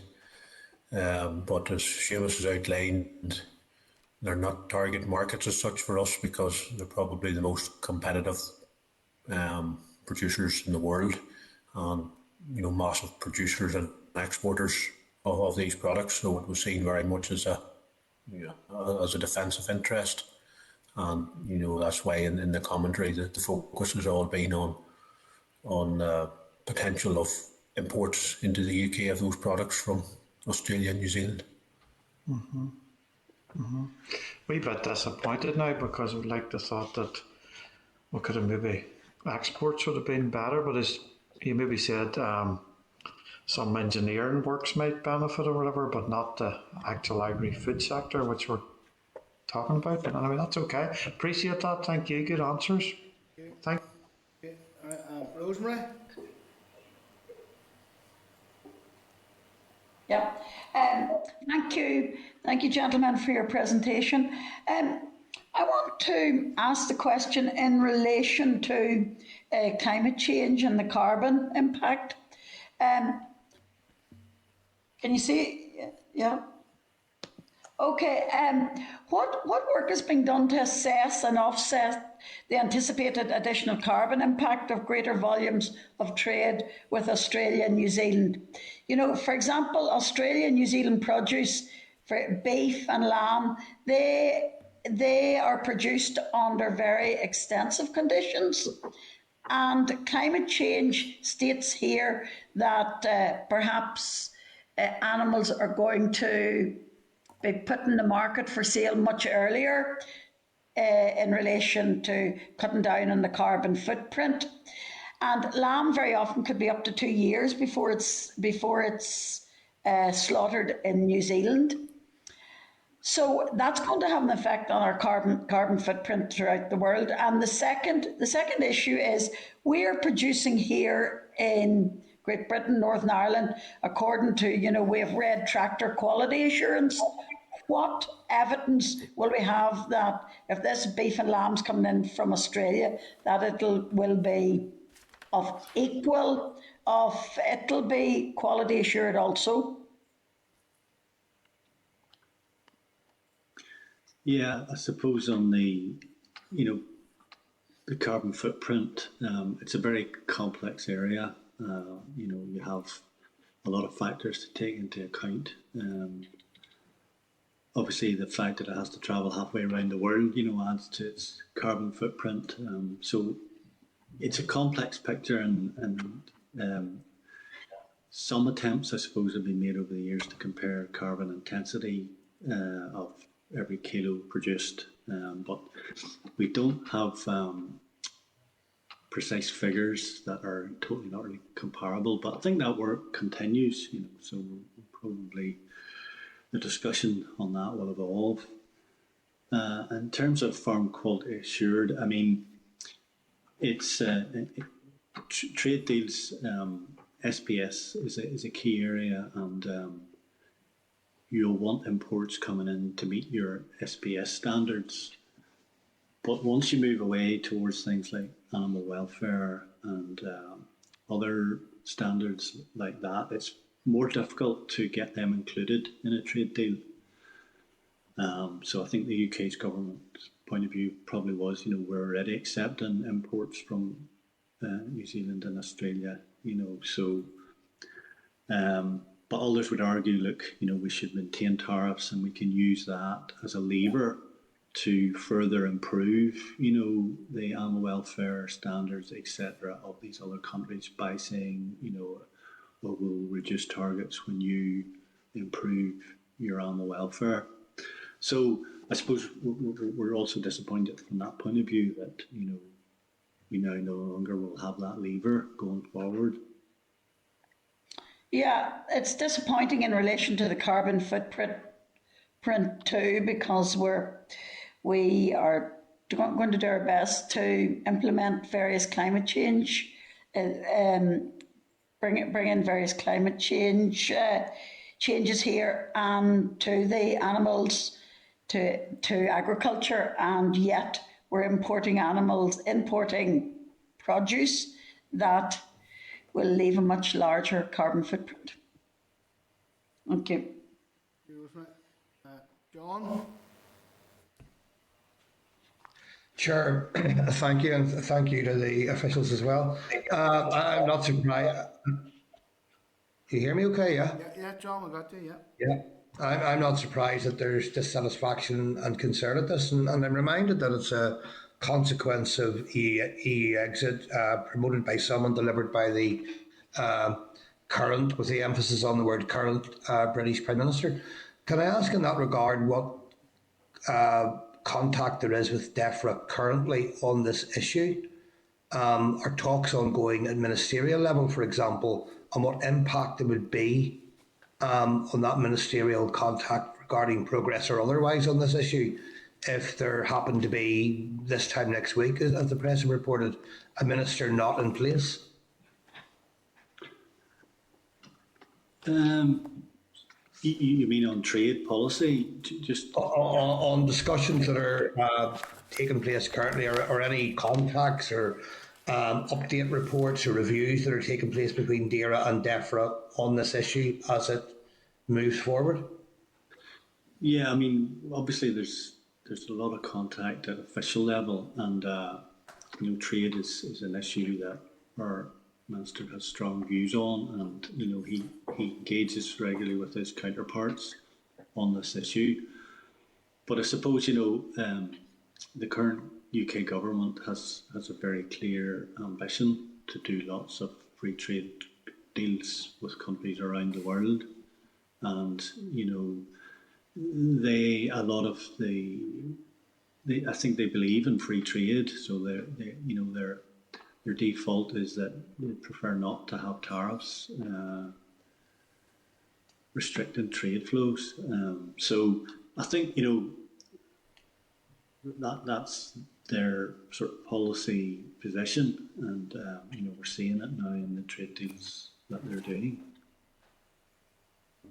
But more specifically, Seamus, if you don't mind, there's bound to be a level of that contact and interaction between DEFRA and DAERA that requires ministerial input. Would that be correct? There is, and that does happen.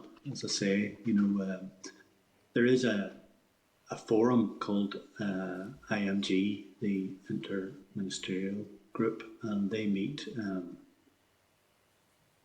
I can't remember exactly how often, but it could be as much as every month, or something not much beyond that, So, and trade is obviously an issue that's raised constantly at that meeting, and also by the other devolved ministers, who have concerns as well, on the direction of trade. Yeah. Okay. Thank you for that. Okay, folks. Thank you, Philip. Yeah, thank you. I mean, this has probably been pretty depressing listening, and the chair alluded to the remarks of our own local agricultural sectors yesterday.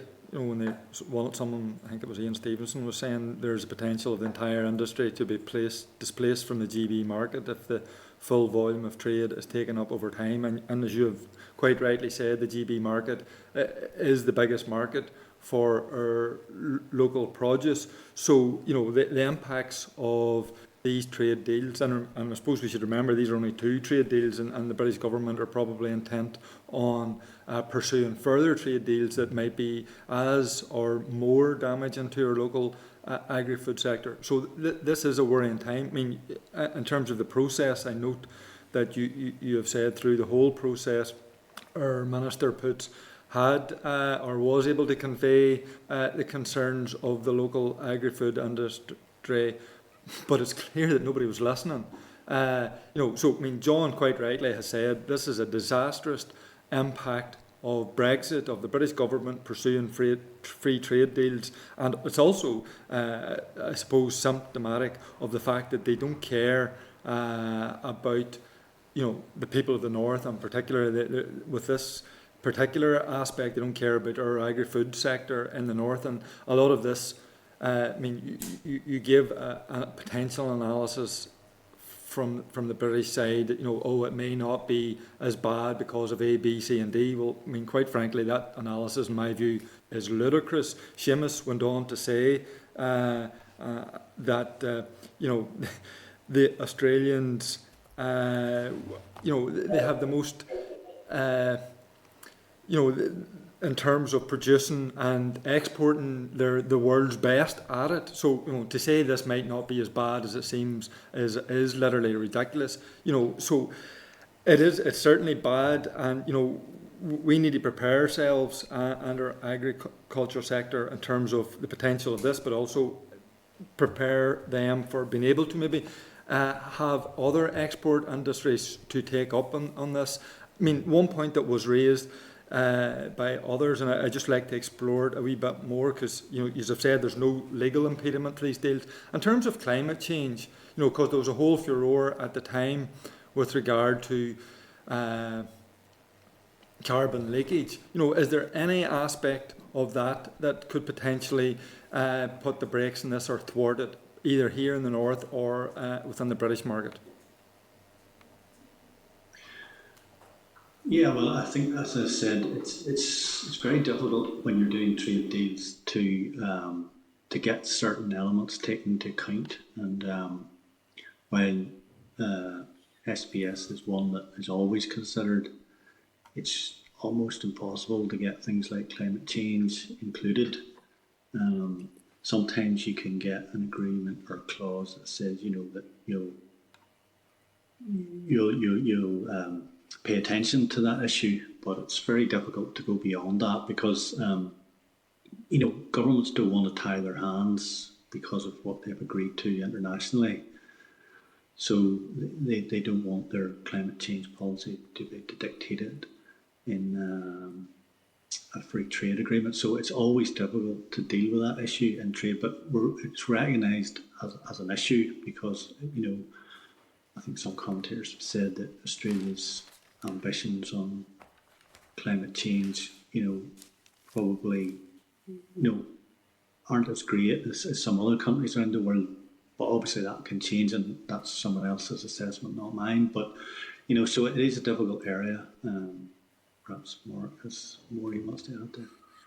Like, we have, emphasised in our discussions with the UK government about the issue about environment and a level playing field, and if we've concerns that it's not going to be there, then that should be taken into account in the market access negotiations and the position we end up with on tariffs.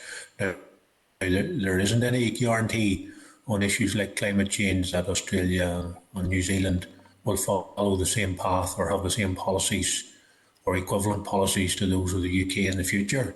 So, clearly that will be a concern, because people will raise the issue, well, if we pursue certain climate change policies, it's going to make us uncompetitive with other countries, and there's no tariff protection. So that will certainly be an issue in the future. But as Seamus has said, you're not going to get other countries to align with the UK, or the UK to align with other countries on issues like climate change, because there's a whole issue of sovereignty, and countries don't want to be tied to future policies are going to be tied into what somebody else does or has to be agreed with somebody else.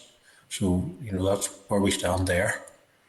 Yeah, I mean, obviously you can't tie the hands of others to follow your policies, but you can tie the hands of how they import produce based on their policies. I mean, I think that's the important point that I'm making, and that's something that perhaps needs to be looked at.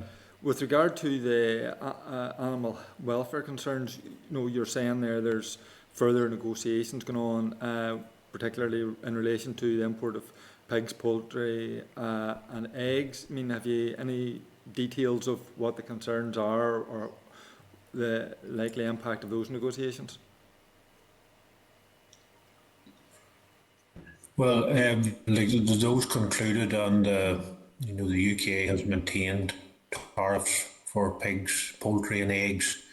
Because of differences in animal welfare requirements, which can have large impacts on production costs in those sectors. Now, having said that, Australia is not a major exporter of those products, so it wasn't as big an issue for Australia to sort of accept that they weren't going to get zero tariffs on that, compared to beef and sheep, which would have been their top priorities for market access.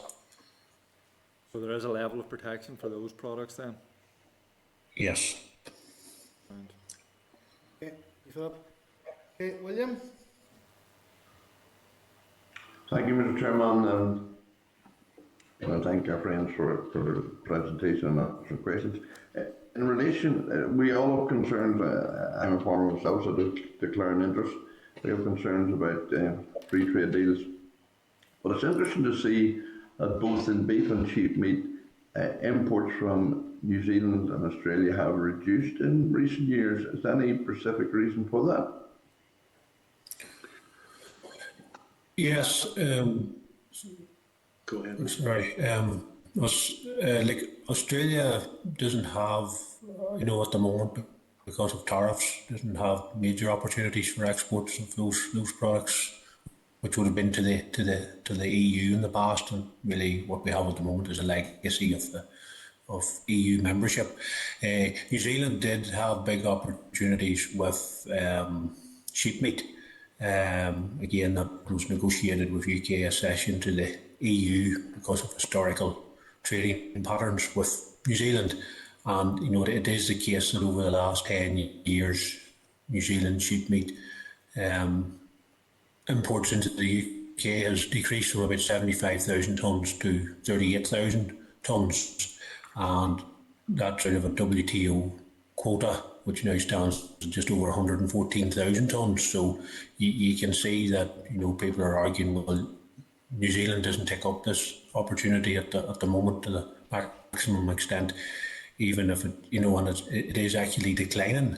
So it's so therefore the optimism that they're not going to utilise all the potential that they could do under the trade agreement.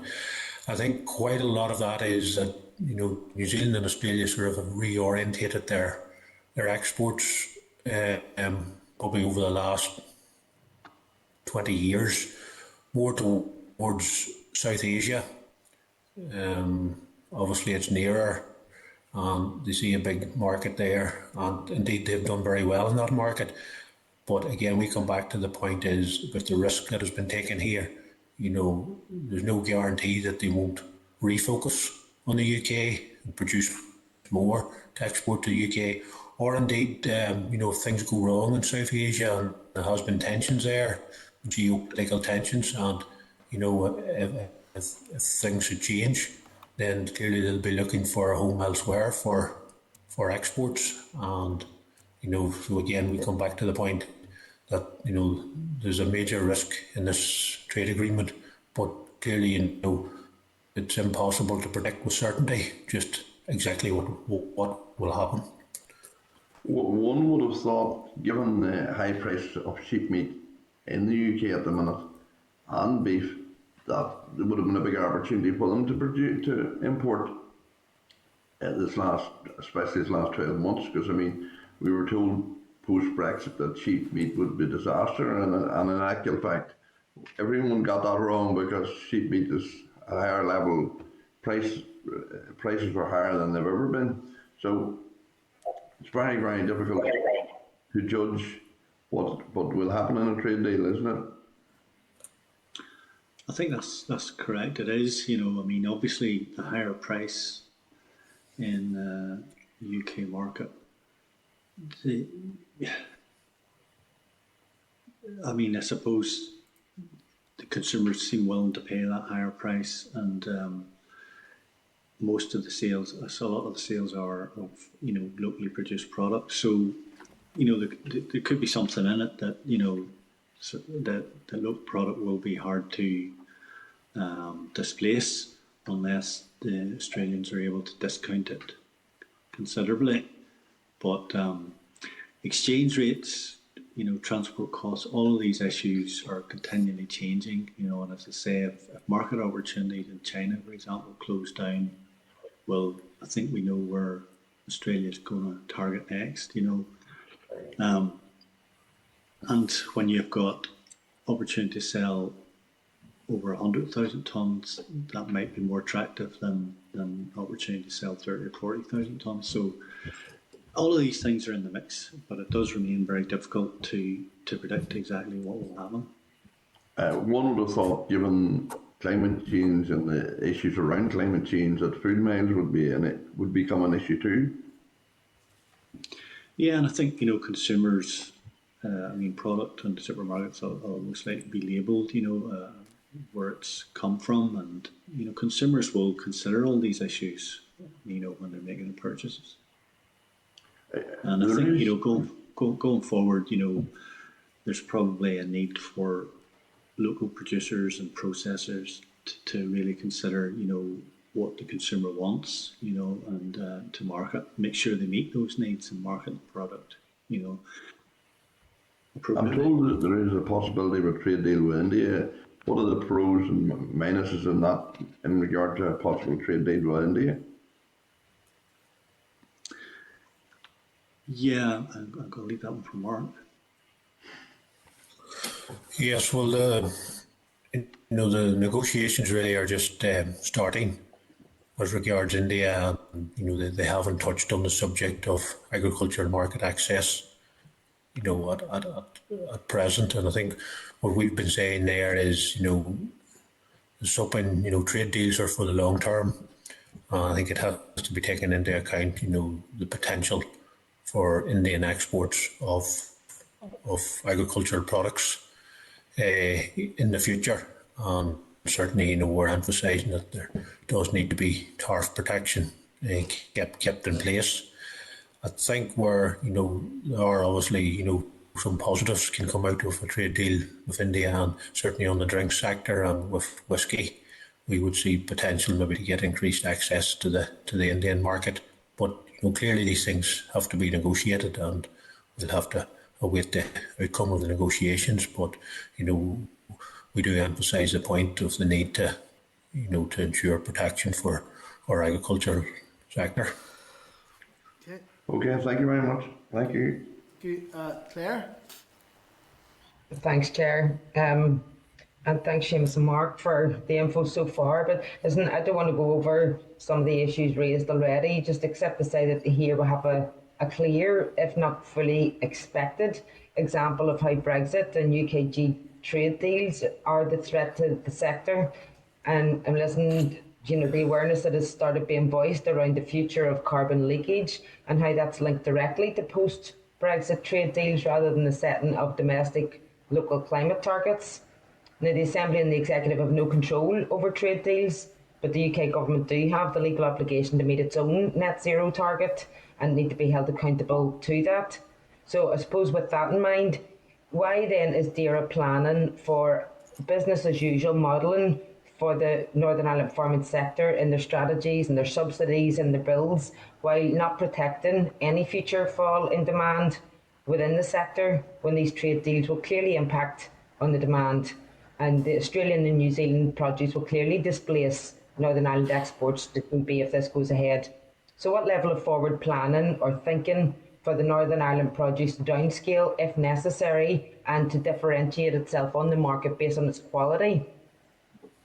Because that would help us lower our emissions and also guard it against the shock of Brexit and trade deals such as this.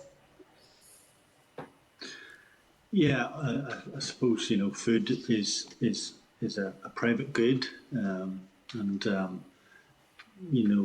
it's produced and demand supply is according to market pressures. So and it's difficult to predict how things will go in the future, and therefore it's difficult to prepare.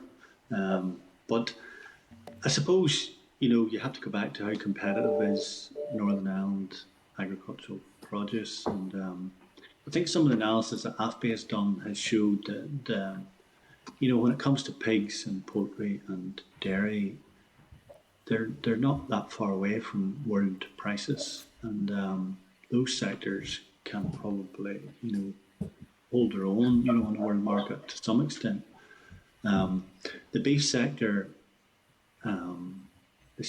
beef and sheep sector, well, the beef sector probably will struggle a bit if it was completely subject to world market prices.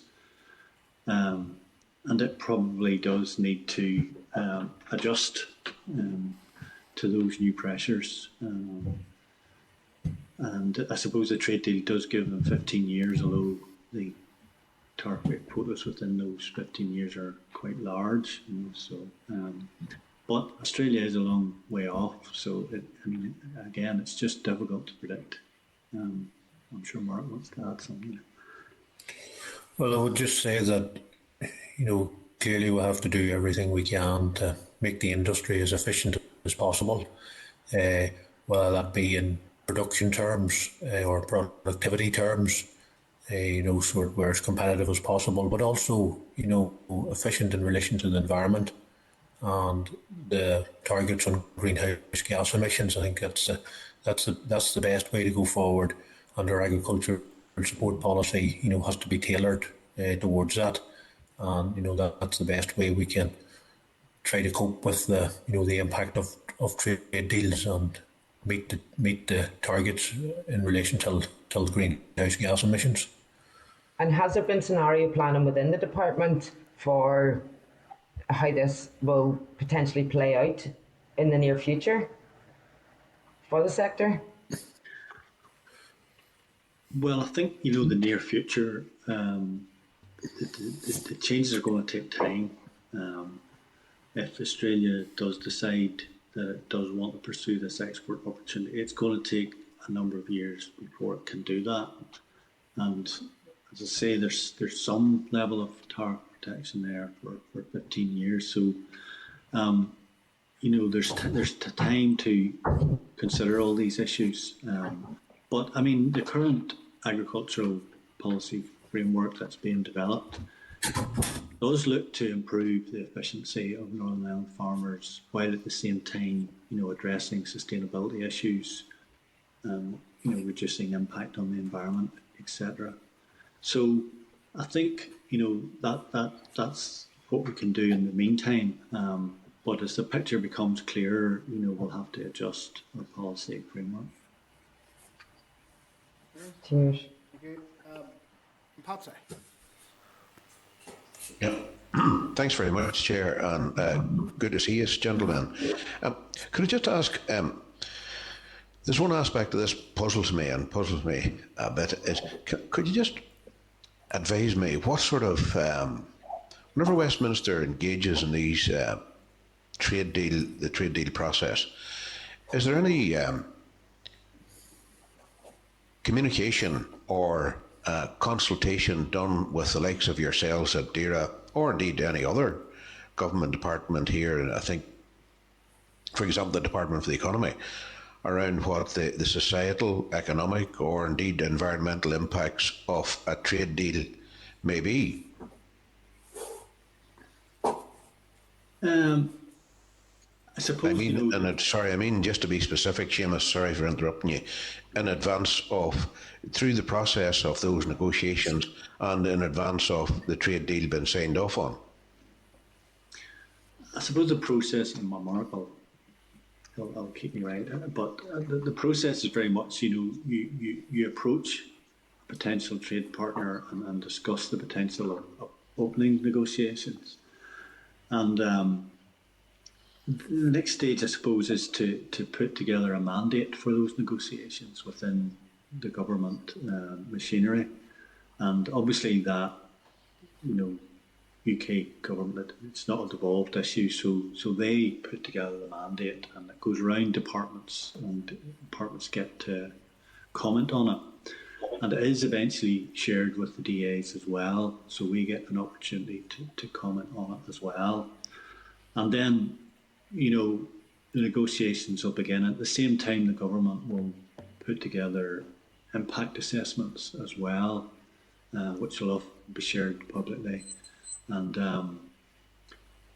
so we have opportunities to give our views and to input at all stages, but they won't share exactly what their negotiating position is, on what their backup position is, obviously, because all of that is very sensitive. And so while we get an opportunity to put our views forward, and those views can influence the situation, but we don't have any, obviously, direct control over what happens. Well, leading on from that, now there's two things, or two observations I would make, or questions maybe.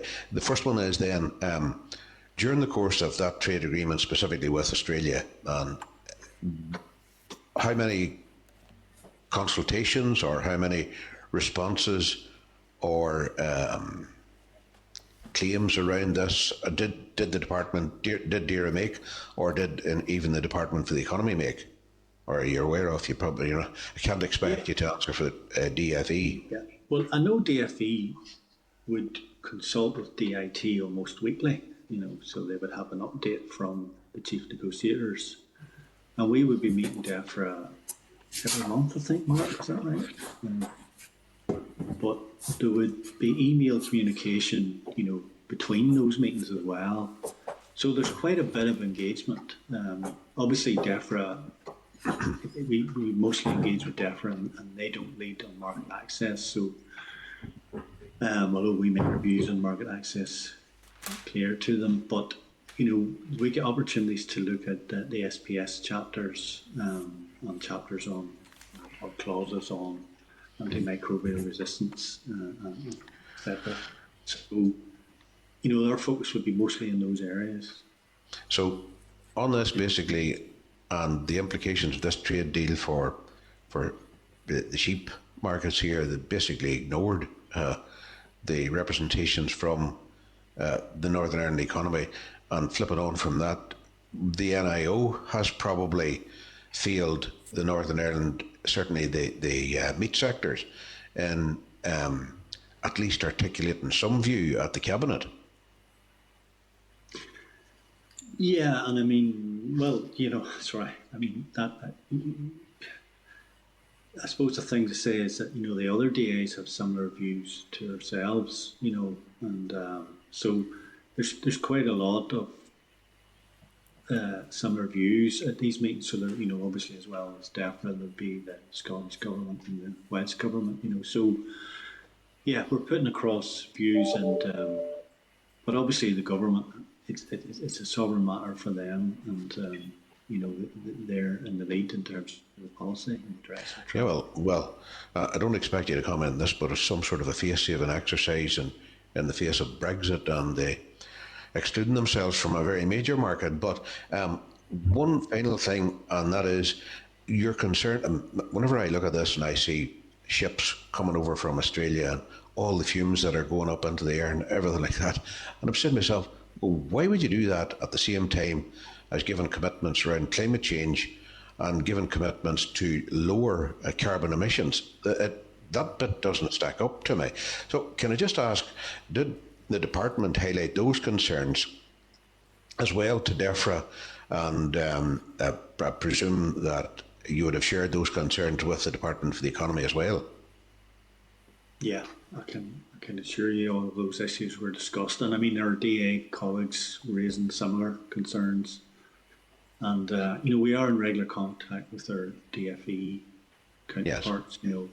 Taking into account that they have better access when it comes to talking to DIT, especially around market access. Yeah. So really, the only conclusion I can come to after hearing your evidence there is, Seamus, they totally ignored the economic implications of this for farming, and as well, and not only from ourselves here in the north, but also from other devolved governments, both in Wales and in Scotland, around environmental concerns. Just basically ignored those. But anyway, not a very positive place to be, just to in terms of having some sort of a face-saving exercise over Brexit, but there you go. Thank you for your evidence. Okay, as I have no other members, I want to take the opportunity to thank Mark and Seamus for coming here and giving the evidence here today, and we will be no doubt seeing you again in the future. Okay? Thanks very much, Chair. Thank you, now. Take care. Okay, members, item number 7 in our meeting pack is an oral briefing from DAERA on NIEA Oversight of Dalradian. It's a page 55 of your packs, a briefing paper by the Department in relation to the NIEA's Oversight of Dalradian's activities. The clerk has provided a summary paper with and areas we might want to consider. Page 53 of your packs. As you will recall, the committee wrote to the Department on the 21st of November, on November 2021, in relation to environmental concerns raised in a Spotlight programme. The committee requested clarity on matters relating to environmental governance of the project and NIEA's oversight. I'd like to welcome the following officials. Again, thank you for your indulgence. We're running a bit late.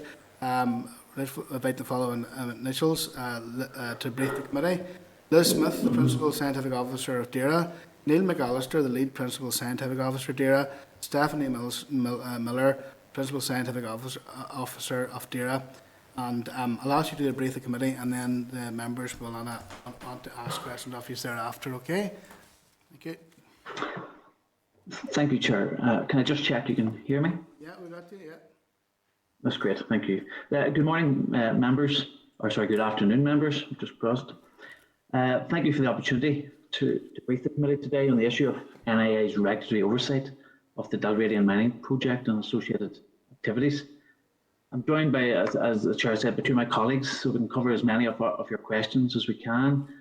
However, it's still possible that you may ask questions not covered.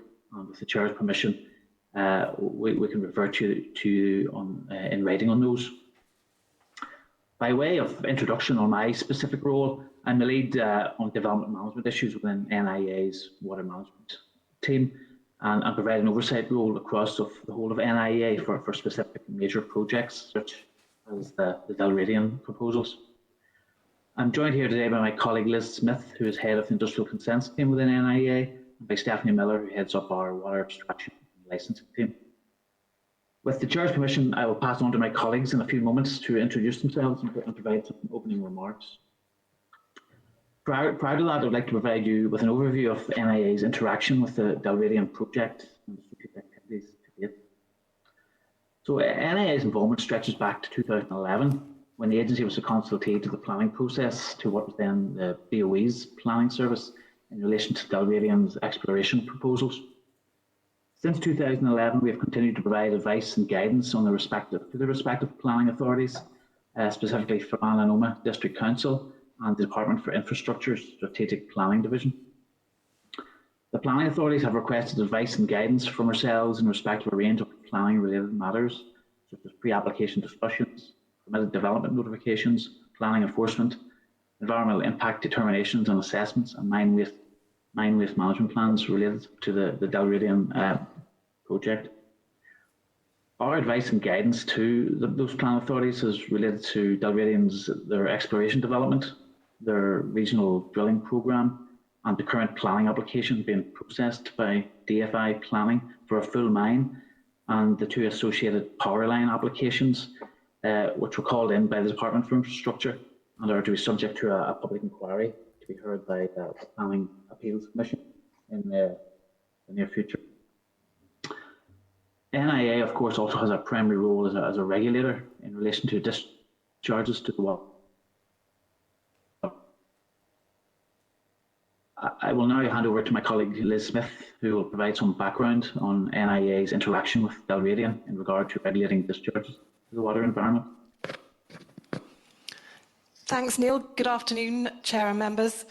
As Neil has already outlined, I lead the team in NIEA water regulation who are responsible for regulating industrial and domestic discharges to the water environment. And that's through a consent to discharge under the Water Order 1999. So to set the context, in undertaking this role, We consider and assess the environmental impact of any proposed discharges, and based on the details outlined in the application process and our own assessments of the information submitted by the applicant, we reach a decision. And the consent standards are set by considering the background water quality and flow characteristics and the nature of the proposed discharges. A modelling tool is used to determine the appropriate standard to ensure that the permitted discharge levels will be protective of the receiving water body and do not exceed the published environmental quality standards. So this is to ensure protection of the water quality in the receiving environment and to ensure that there is no detrimental impact on the habitats and species that are dependent on it. So a critical part of the determination process is, of course, the Habitats Regulation Assessment, which considers the potential impact of the discharges on the habitats and species within the receiving environment. NIEA issued a consent to discharge in 2012 to the Dalradian Gold Limited Company for the discharge of drainage from the mine exploratory site. The consent was subsequently reviewed in 2014, and the discharge is inspected on a monthly basis to check compliance with consent conditions, and during this process a sample is collected for analysis. Subsequent regulatory changes in 2015 required further amendments to the consent, and an application for review was made and determined by NIA, and an amended consent was issued in 2017. This decision was subject to judicial review in 2018, and the department conceded that review on the grounds that at the time of that decision, the application process to determine the ecological impact didn't meet the procedural requirements set down in the habitats regulations. The department has now reviewed its procedures for handling discharge consents to ensure full implementation of the requirements of the habitats regulations. Since the consent for this project was issued in 2012, sampling and monitoring has been within the standards of the consent. Has indicated good compliance with the standards of the consent. The discharge is sampled on a monthly basis with additional quarterly monitoring of the discharge and the surrounding waters to fully assess the environmental impact of the site operations. In addition to discharge consent monitoring, the Northern Ireland Environment Agency monitor all the rivers in Northern Ireland under the requirements of the EU Water Framework Directive to assess overall water quality status, as I'm sure the committee is aware. In 2015 and 2018 and 2020, the water body has been consistently classified as being at good status, with all biological elements reported at high or good status based on data collected up to the end of 2020. Dalradian Gold has submitted 2 new applications for consent to discharge in April 2020. These were to support development and operation of the full mine proposal. One discharge is at the same location as that already consented, i.e. the Curranault burn, and the other is to the Pollenroe burn. Both water courses feed into the Owen Calloo catchment, which is a designated special area of conservation. NIA continue to assess these applications in line with our normal determination process. And around 450 responses and objections were received in response to the advertisement of these proposals. These have been shared with the Planning Appeals Commission for consideration as part of the public inquiry. NIA have yet to complete its full assessment of the potential environmental impacts arising from the discharges and have not therefore made a determination of these applications. I'll now hand over to my colleague Stephanie Miller, who provides some background on NIA's interaction with Dalradian in regard to regulating abstractions from the water environment. Hello everyone, I work alongside Liz in water regulation and I lead the teams who are responsible for regulating water resource abstractions and the sewage discharges. Like the discharge consent process described by Liz, NIEA consider and assess the environmental impact of proposed abstractions using the details provided in the application, carrying out a range of technical assessments. Abstraction licence standards are set by considering the water resource within a catchment, taking account of the sensitivity of the ecosystems within and the seasonality changes in flow. NIA hydrologists carry out water resource assessments to assess if an abstraction is likely to have an ecological impact. If appropriate, licence conditions can then be set to protect the environment accordingly. As Liz has also highlighted, for the discharge consents, a critical part of the determination process of abstraction is the Habitats Regulation Assessment, which considers the potential impact of abstractions on the habitats and species within the environment, particularly where there are hydraulic connections to an SAC. NIEA issued abstraction licences in 2011 to Dalradian Gold Limited for the abstraction of water resource in relation to the exploration activities.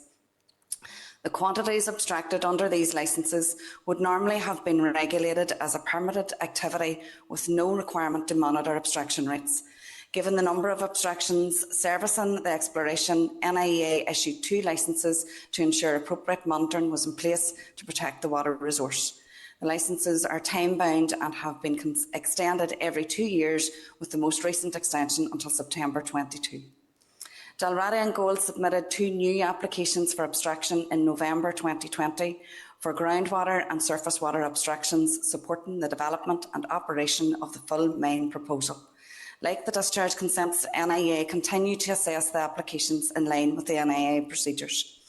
Given the strategic nature of the proposal, NIEA made the determination to require the applicant to advertise the abstraction applications in addition to the standard consultation with key stakeholders. 156 responses and objections were received in response to the advertisement.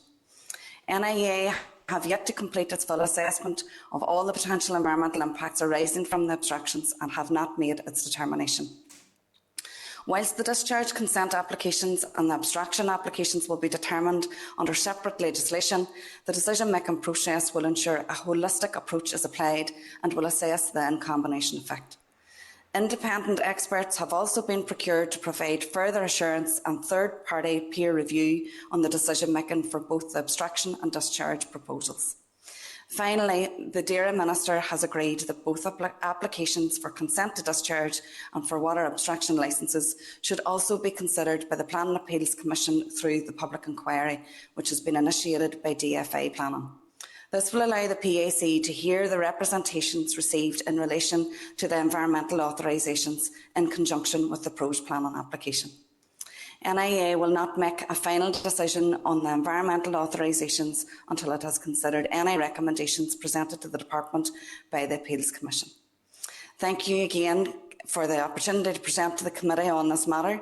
And Chair, that brings us closing our open remarks and we're happy to take any questions. That's great. Thanks very much for that presentation. I suppose I'll kick off. There's a few members who want to ask questions as well. In relation to this here, there's been 6 pollution incidents recorded by NIEA in respect of Dalradian's activities.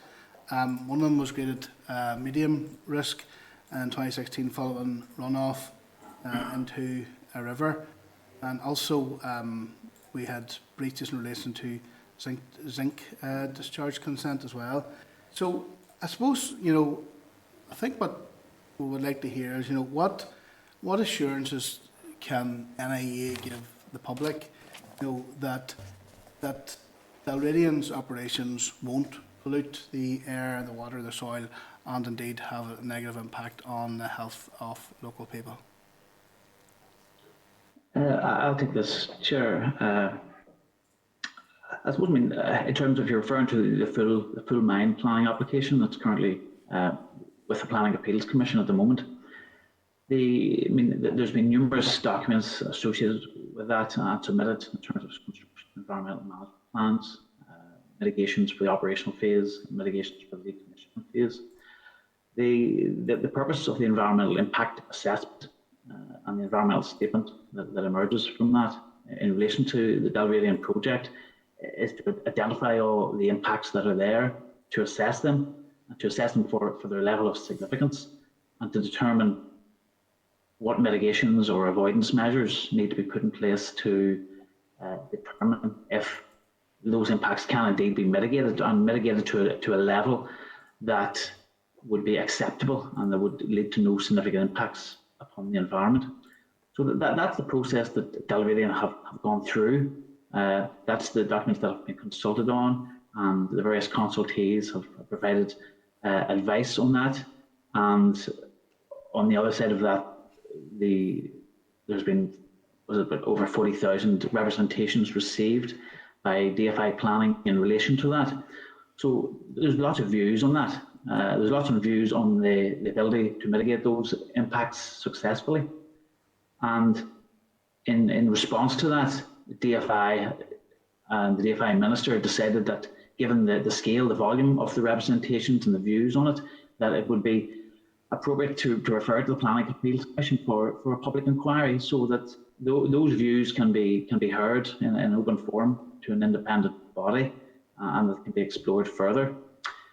And let me say that we recognised that process was, and recognised the scale of the planning application. I think it's the biggest application Northern Ireland has ever seen, and there is a level of complexity to it as well. And given that DFI took this approach, we were also conscious that we were the decision maker, NIA is a decision maker in relation to the discharge consents and the abstraction licences, which were key to the project proceeding. And given that, we also took the view that we should also, rather than come to run through our process and come to a determination and either issue or decline those authorisations, that we would also, given the number of representations we received to those consents and abstraction licence advertisements, that we would also submit those to the public inquiry, so that the Appeals Commission could determine or certainly look into the project as a whole, and not just hiving off the planning application, but also look at the planning application, the discharge consents, the abstraction licences, and it's my understanding there's a road abandonment order also forming that, and Rivers Agency I think are holding off on any permissions subject to that as well. And in addition to that, it's my understanding that the 2 power line applications that, albeit taken forward by Northern Ireland Electricity for the mine, will also form part of that overarching public inquiry. And you see, in light of the various breaches outlined in your report, have you any additional or more robust plans or intentions to monitor the operations of Dalradian more tightly? Well, I mean, I think the measures in place are very robust. We monitor the discharges from that site on a monthly basis, at least a monthly basis. We also have quarterly monitoring of the discharge upstream and downstream of the actual discharge in the current Hope burn, where the discharge enters, which is a tributary of the Oncaloo. We monitor upstream and downstream of the main river, the Oncaloo River as well. And we've also put a burden of monitoring and responsibility on the company to monitor that as well and submit the results to us, which we audit. And in addition to that, we also have our Water Framework Directive, Water Framework Regulations monitoring that we have been undertaking on the long-term basis within the Oncaloo River. That allows us to have a baseline picture of the water quality in the Oncaloo is, and detect any changes, should there be any. And in terms of those incidents that you outlined, Chair, I mean, I would point out that those, all of those were identified by NIA inspectors. None of those were reported to us by independent or by third parties. That was a result of proactive visits that NIA was conducting to the site, particularly during the construction of the current exploration site. So, I would make the case that we have this site under quite a lot of scrutiny, and given the public interest in it and the media interest is, in addition to that. Okay. Thanks, Neil. We'll have to move around the room here because there's a number of members who want to also ask questions. Tom? Thank you, Chair, and thank you for the presentation today. And I do know there are a number of members, so we'll just ask a few questions and allow others the opportunity. But can I ask you, talk about monitoring on a monthly basis the water quality. Are those samples only taken from the local burns, or are they also taken on the same regular basis from the Oncaloo River? Yes, just to clarify that, in line with Dalradian's discharge consent, we lift samples from the pipe, basically the pipe that emerges from their site, that contains their site drainage. We actually sample from that pipe. We also sample the burn where they discharge into. We sample upstream of where the pipe is, so we get a baseline indication of what the water quality is there, and we sample downstream of that burn.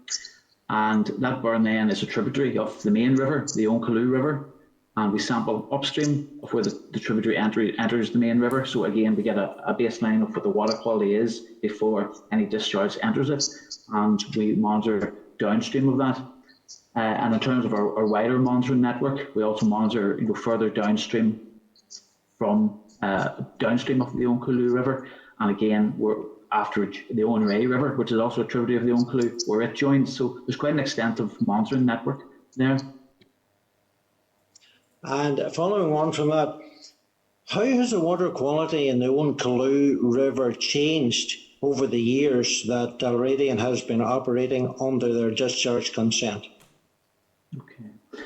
Well, as I say, we have requirements under the Water Framework responsibilities to monitor the river networks in Northern Ireland, and we've been monitoring the Oncalloo River long before Dalradian came on the scene. So that has given us a good baseline of what the water quality was before any work, exploratory work, was undertaken within the catchment. And the indications of that was that the Oncalloo River was at good water quality status, good ecological water status under the Water Framework requirements. I'll say that was in prior to Dalradian undertaking any work, and that water quality has stayed the same. The status of the Oncalloo River is at good ecological status, but within that status, there's various elements that we monitor that go into classifications at good status. And a couple of the elements, macroinvertebrates and macrophytes, which are basically the aquatic animals and aquatic plants, they have actually improved the high status within that time period, and within the period that Dalradian have been undertaking their exploration. And I would say, in addition to that, as I said, the Dalradian discharged into a small burn that's a tributary of the Oncalloo. An electrofishing survey of that burn last year identified that there was brown trout, which is a priority species in Northern Ireland, was actually living in the bottom of that brown trout. And as maybe others will know, and John will be aware, that's an indication of good water quality. And I think Dalradian have been discharging into that burn for the last over 8 years. So the evidence has shown there's been no change in water quality, and in fact there's been a couple of the elements have actually improved from good status to high status. And the existence of brown trout in the bottom of that burn is a good sign and indicative of good water quality. Yeah. So what you're really telling or saying to committee today is that the water quality has actually improved somewhat since Dalradian commenced their discharge into the river, and therefore I suggest then that you wouldn't hold to the accusations that's been levied against Dalradian that because of their discharge into the water that they are poisoning they're actually poisoning the river, poisoning the waters. Well, what I would say is, in terms of Water Framework status, the water quality in the Oncalloo has remained stable, and within that there has been improvement in some of those elements, to say the aquatic plants and animals. During that period, as the Chair stated at the start, there's been a number of pollution incidents reported. 5 of them were classified as low severity and 1 as medium severity. What I would say is that the investigation into those were very localised impacts related to suspended solids, basically in a number of occasions, which relates to the mobilisation of soil and sediment.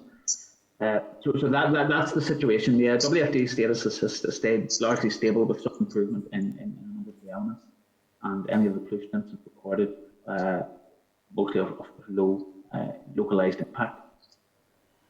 Yeah, and thank you. Just one final thing, Chair, to conclude is the Oncalloo and the Onray rivers, the water quality in them, how does that compare with the water quality in the other rivers across Northern Ireland?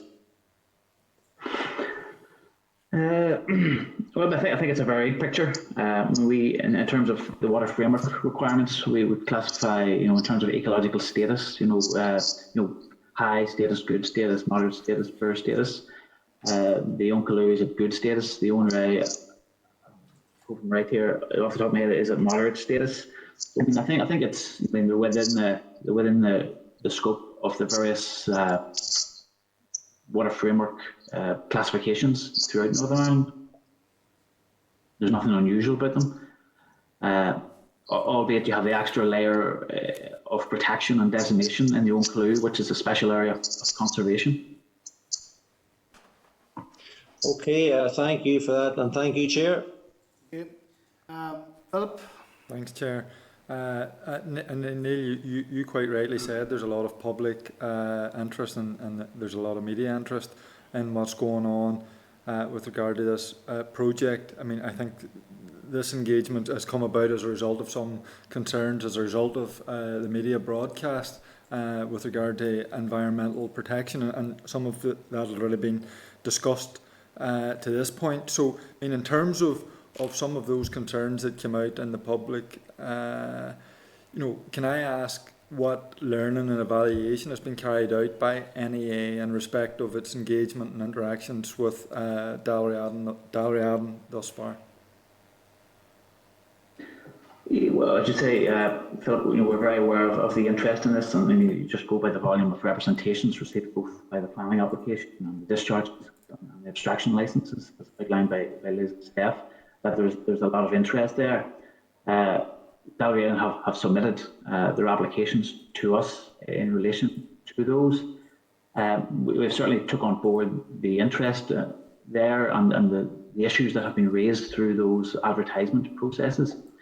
And as I said, our normal process really is we will determine applications as received. We'll go through our statutory process and come to a determination, come to a decision. Quite uniquely in this case, I think it is quite a unique case given the size and issues emerging in relation to it. We have decided to submit those applications to the Appeals Commission to be heard under a public inquiry. And NIEA has never done this before, so this is, I would take a view of enhanced stakeholder engagement in relation to that.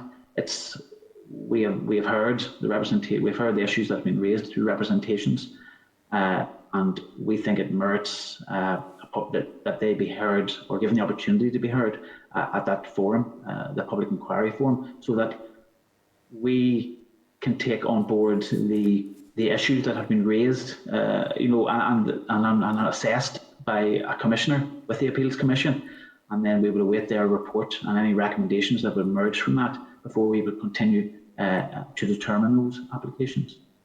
Okay, and just one further question. Is the Office for Environmental Protection aware of this project, and have you and within the NIEA given any consideration to liaison with the OEP in respect to oversight of the operations there? I'll just say no.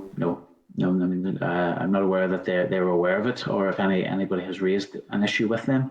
We're very operationally focused in that respect, and we have a job at hand as planning consultees and as decision makers in relation to the discharge consents and the abstraction licences. And as I said, at this present time, we're focused on getting those applications to a mature state that we can then present at the public inquiry to allow the commissioners the best opportunity to review the various factors involved and the representations received.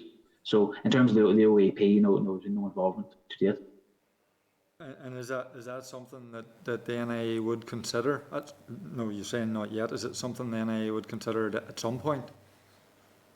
Well, maybe have a disadvantage. I'm not totally aware of the full remit of the OEP, but my understanding is that they will deal with any complaints that are raised or any concerns that maybe third parties have about a process or about how the agency has approached something or made a decision on something. And certainly, if that was the case, no hesitation in engaging in that process. Okay, thank you, Chair. Thanks, Neil. Harry?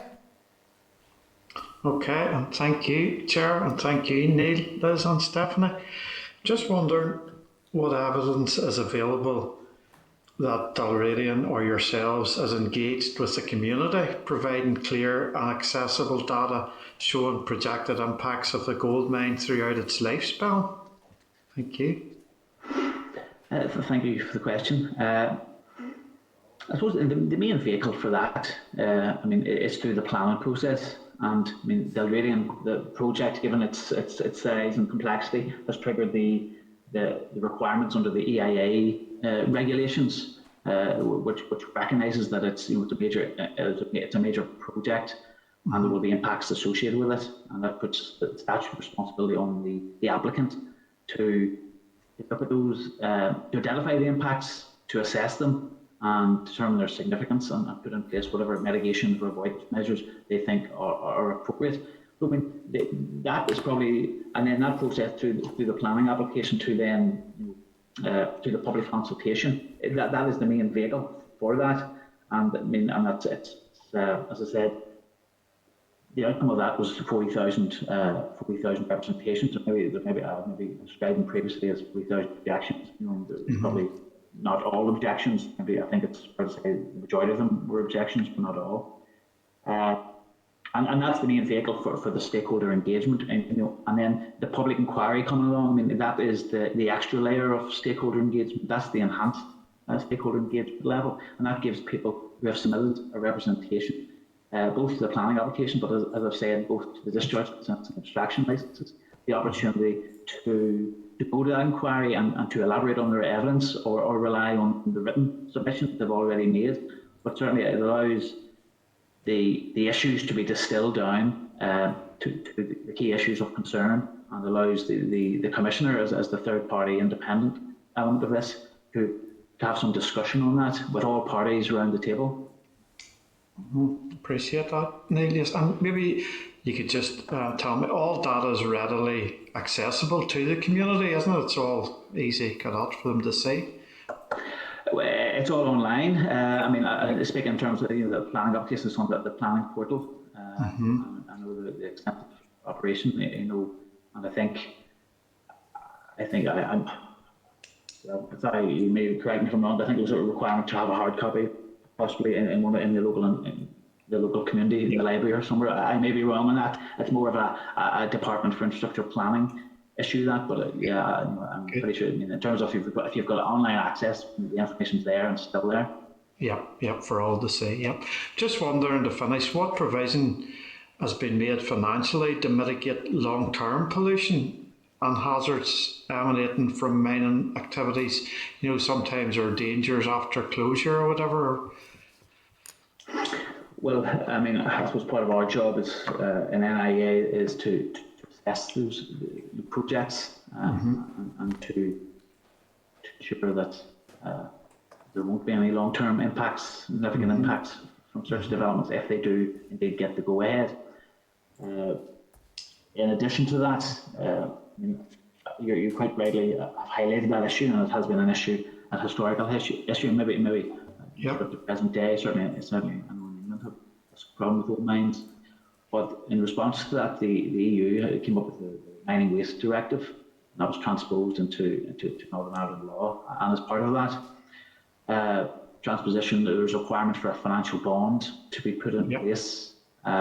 Should on the event that there is issues there, that once the mining is finished and if the company has finished and gone, there's still a bond there that any issues emerge it can be accessed, and that's DFE planning are responsible for that legislation, and I know that's something they have been looking into and to put a bond in place if it is to be determined. Yeah, much appreciated. Good answers, and thank you very much, Neil. Thank you. Rosemary? Thank you for your presentation. I want to sort of look back a wee bit towards the Spotlight programme. Can you ask me or answer me, why did NIE not respond to the criticisms made within the Spotlight programme? Sort of at the time, would it not have been more helpful perhaps to have a regulatory body use their expertise to examine some of the accusations levelled against Dalradian? Thank you. Well, Spotlight did contact us, and they offered us a right to reply letter.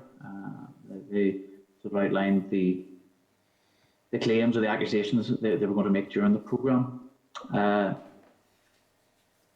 response was prepared, and I mean, I think we submitted up through our private office, but I don't know, maybe possibly because of the timings involved, it wasn't able to be cleared in time. So unfortunately, Spotlight never received that prior to the programme airing. Okay. And do you think the programme presented sort of a fair assessment of the NIEA's actual regulation of the site since 2014 of the environmental standards? Were you given a fair hearing on it? I think it'd be fair to say it maybe gave an incomplete picture and maybe focused on some issues that maybe weren't totally accurate, and certainly the right to reply response that we had drafted, I sought to address those issues, and again, it's just unfortunate we weren't able to get it to Spotlight prior to the programme airing. And how could you said it give a slight incomplete picture. How, apart from addressing those issues, what other way could it have been more complete? The programme. Yeah, well, I mean, I think it's. I can't think further than our right to reply letter, because I mean, I think fair enough, Spotlight picked up on some issues, and they maybe received one side of the story. Maybe it's fair to say that. And I mean, they didn't get our side of the story. They didn't give us a chance they didn't give us the chance, but we never had the opportunity to give the complete picture. Some of the issues in terms of regulating the site, like Dalradian, I mean, they're quite technical and based on legislation and on monitoring levels and monitoring, dropping metals and things like that there. So sometimes it's quite complicated, quite technical, and I imagine it can be quite hard to get across on a relatively short BBC programme, and to a wider audience. But I think the key comes back to us not getting the response in. They did ask us, we didn't get it in, and I think that was the result. Right. And can you confirm? I think I heard you earlier. Or I'm not sure. I heard you earlier saying that you monitor the Dalradian site. Is it every month? You've monitored discharge from it every month since 2014. Am I right in that? Well, I think the initial consent was issued in 2012, so the monitoring would have commenced, as soon as the Dalradian were operational. So that would have been in around the 2012-2013 time period. Yeah. Yeah, and that's done every month. At least every month. Some months it's done twice. Yeah. Okay. Thank you. Thanks. Okay. Thank you, Patsy. Yeah. Thanks very much, Chair, and thanks for coming along to the committee today. I did watch the Spotlight programme with some concern. Now, you've already mentioned, Mr. McAllister, there that this is complex, it's unique, the scale of the application and project that's on site, that's been to the forefront by Dalradian. Now, and you've mentioned that there was a right of reply response prepared by yourselves and sent up to the private office. Now, one of the things I'll put to you was that there was a mining expert, Professor Steve Emmerman, and he has claimed experience internationally in both Americas, Africa, Asia, etc. Now, he did say that I have never interacted with a regulatory agency that is so incompetent as NIEA. I'm sorry to have to say that. What would your response be to that? I presume that was included in the response, the right of reply response that you had to the programme. And just leading on from that, if I would say just, as you have referred to the complexity, the uniqueness and the scale of this major mining project in the mountains that I have serious environmental and other concerns about myself. What would you say to those people who are looking at the scale, complexity and nature of this mining project in light of those comments from someone who had claimed experience internationally? That do you feel that you have the experience, the resources, the skill sets to deal with a unique, major, complex application such as this one to the north here? Thanks, Patsy. Maybe deal with the Dr. Emmerman comment. I mean, obviously, no one likes to hear criticism, no. But certainly respect anybody's right to hold an opinion. But, you know, as a scientist and the scientists within NIEA, we very much rely on evidence, the science and facts rather than opinion. And as I said earlier, it's certainly the case in terms of our regulation of that site to date, which I think Mr. Emmerman, I presume Dr. Emmerman was referring to. I mean, there was no other details provided in the programme. In terms of our regulation of the site to date, as I've said previously, you know, I mean, the water quality in the Oncaloo and the tributary has remained stable throughout the whole period that Dalradian have been operating, and indeed some of the elements have improved. So I mean that to me, you know, sends a picture that we have been regulating that site, you know, appropriately. In relation to the ability to regulate such, you know, the full mine proposals should it go ahead. I mean, I would point out that, you know, NIA we're staffed with, you know, multidisciplinary, you know, officers. You know, we have hydrologists, hydrogeologists, ecologists, chemists, biologists.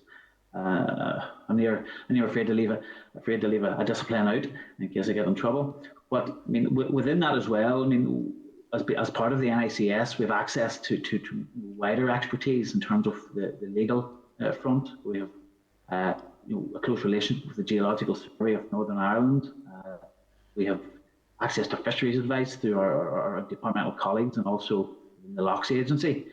And we also have the opportunity to go to third parties to procure expertise if we need it.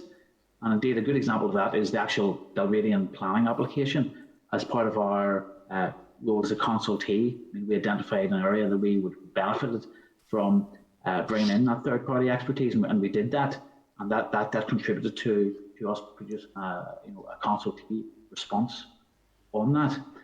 And I mean, in terms of the skills and resources, I mean, we have loads of contacts, and we deal with contacts in all the other devolved authorities through England, Wales, and Scotland, and also within the EPA and the Republic of Ireland. Indeed, we were down at the Tara mine in Navan with the EPA, and we're having good discussions with them on how they regulate that site. And I think it's the biggest zinc mine in Europe.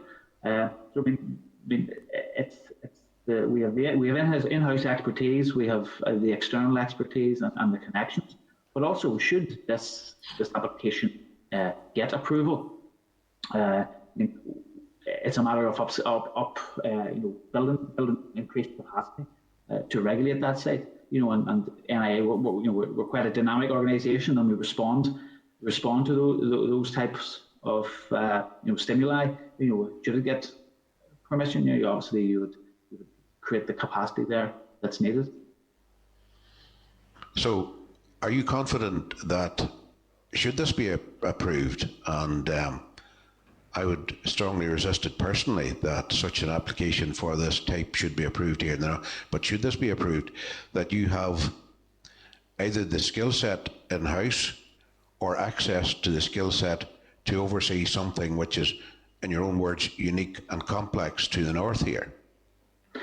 Yeah, I mean, I have no concerns, Patsy. I mean, the regulating of discharges and extractions is the bread and butter of NIEA, and whereas this development brings a lot of specific elements together into the one project. I mean, you know, breaking those down, they're not unique they're not unique in terms of other developments. You know, I mean, there's different elements across Northern Ireland, but it's probably unique in that it brings a lot of issues together in one location. And given, you know, the location itself is quite a sensitive location, given its proximity to the Oncaloo SAC and the Owen Ray ASSSI. So, I mean, it's those elements all brought together. But no, in answer to your question, I mean, I wouldn't have concerns. Just, and I want to get clear in my own mind, how many breaches of their consent, of their discharge consent, have you investigated? Well, in terms of their discharge consent, I suppose there's a complex answer to this, so please bear with me. In terms of compliance, there's been no technical breaches. The discharge consent was initially issued under an old piece of legislation prior to 2015. Sorry, can you just explain to me, there were no technical breaches? What does that mean to the average person who's maybe watching or listening to this now? No, apologies, absolutely. The Dalradian consent was issued under a previous piece of legislation, and it contained a standard for total zinc. So total zinc is quite a crude measurement. It measures, we lift a water sample and we measure the zinc in the sample. So total zinc measures the whole, the total zinc in that container. In 2015, a new piece of legislation came in, the Water Framework Regulations, and it changed that total zinc standard to a bioavailable zinc standard, which is a more refined standard. And the bioavailable element of that came about as a result of more research and development in science looking at the zinc issue. So the bioavailable is what is available in the water column for fish, for aquatic life to absorb, and over a certain threshold can be toxic. So, as I said, the Dalradian consent was issued under the total zinc standard. The new legislation came in. During a period, they breached their total zinc standard, and our internal procedures resulted in an enforcement notice being issued because it picked that breach up. But subsequently, we realised that the new legislation had come in, which had a bioavailable zinc standard, and upon appeal, when we modelled that breach, that total zinc breach, when modelled across to the bioavailable zinc standard, it was in compliance with the new standard. So it was a technical breach, but it was in compliance with the new legislation. And then that resulted in us requesting Dalradian to submit for review so we could bring that consent up to in line with the new legislation. Apologies, that's maybe a bit confusing. Oh no, I'm getting it. No, it's not a bit confusing. So the message that I'm getting for that is the second standard was a lesser standard than the first one. No, yeah, I mean, I can see how you can see that, but it's actually a more refined standard. I mean, there's if you measure total zinc in the environment, there's zinc there that is not available for, say, fish or macrophytes or invertebrates to absorb because of the form it's in. So you have total zinc, and then within that you have dissolved zinc, which is dissolved in the water column, and a subset again of that is bioavailable, and it's in a form that can be taken up by fish, can be taken up by other aquatic life and potentially plants, and that's what the new legislation sets is an EQS, an environmental quality standard.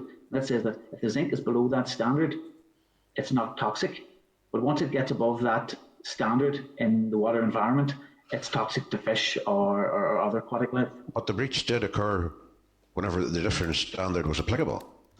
It didn't. The breach occurred in 2017. The new legislation came in 2015. But as you appreciate, it's only when something like that happens it flags it up and then it triggers a consent review. So the breach happened in 2017 and the new legislation was 2015. So somebody assessed that breach under legislation that was out of date? No, I mean, I suppose the consent then is in our system, and once the system recognises a consent limit has been breached, it just triggers the enforcement process. As you can appreciate, once new legislation comes in, we have, like God knows, Stephanie or Liz can tell us there's thousands of consents out there, not all containing zinc, mind you, but to review those, it takes a period of time to review those in respect of new legislation or when new standards come in. So that breach of the total zinc standard occurred during that sort of lag period between the new legislation coming in and consents being updated to reflect the new legislation. So there was 2 years whenever, well, well, basically, Huddersfield Dalradian were aware of that. Oh, well, they may or may not have been aware of the new legislation. Can't confirm, but I mean, they were monitoring. You know, I mean, they were compliant up until during that 2 period. They were compliant with the zinc. It was only when there was a non-compliance that flagged that issue up. So, and Chair, I'll just make this my last question because I don't want to be I'm conscious of the time. So, how many other breaches or potential breaches were investigated then? There was no other breaches. Actually, they've been all other samples have been in compliance with their consent standards. And then pollution incidents. How many of those have been investigated? I'm sorry, that is my last question, Chair. Yeah, 6. I mean, there were 6 pollution incidents. All 6 have been investigated. And on the back of those, no enforcement action taken? No, 5 of those were low severity incidents, and it's our policy. You know, there's no formal enforcement action taken against low severity incidents. What's received, they get advice on site about what went wrong. You know, what they need to do differently. Sort of the softer approach. There was one of the incidents was a medium severity incident, and on the back of that, a warning letter was issued, and cost recovery was sought from the company in terms of the investigation costs related to that, and that was obtained from the company. Yeah, thank you. And Chair, I think an observation, it might be helpful in the interest of balance if there was a response given and right to reply to the Panorama programme that we could see the details of it, just to get the balance right ourselves, the informed balance, anyway, the information balance, if that's available to us. Okay, thanks very much indeed. Thank you. Thank you. John? Chair, thanks, and thanks to those who have given the answers so far. So I understand, I'm going to try and look, Chair, at the broader picture around sampling. We've covered some of the detail that I was going to raise, and I won't repeat that. So more broadly, my understanding is that sampling around the discharge consents at this site is done monthly, and that there's additional sampling done of parameters not listed on the specific consents, and that is done quarterly and extends to surrounding watercourses. How does that compare with other similar sites in Northern Ireland where there are discharge consents? And I'll ask a separate question on resource after this, if that's okay. I think it's fair to say, I mean, this site is in that respect quite heavily regulated, and there's probably not many sites that would have a similar belt and braces approach. There would be additional, I mean, maybe Liz, I don't know, can you elaborate? Is there any sites that you would say would be similar to this? Probably not. The majority of our sites, well, we would set the sampling frequency based on a risk assessment in terms of the quality of the discharge and the nature of the receiving environment. And clearly in this location where we have a number of different parameters in the discharge and it's in a very sensitive location, we've set the sampling frequency to be as regular as we can to ensure that, you know, we do have an accurate understanding of the nature of the discharge, and we apply those same criteria to all the discharges that we regulate. So other situations where we might have you know, a similarly varied discharge or a sensitive location, we would apply the same criteria.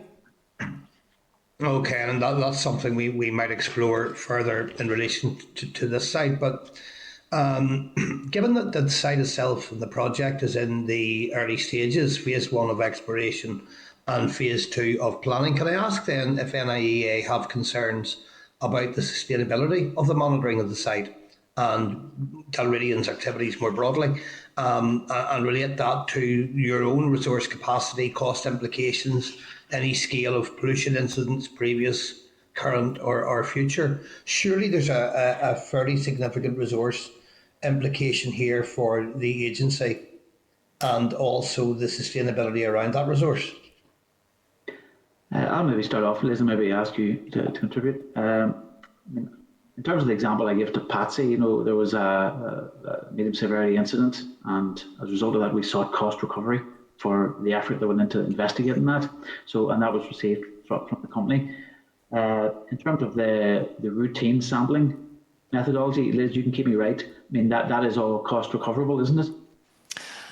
That's correct, yes. It operates on the basis where the company will be invoiced for the number of samples that are required or considered appropriate to monitor its activities.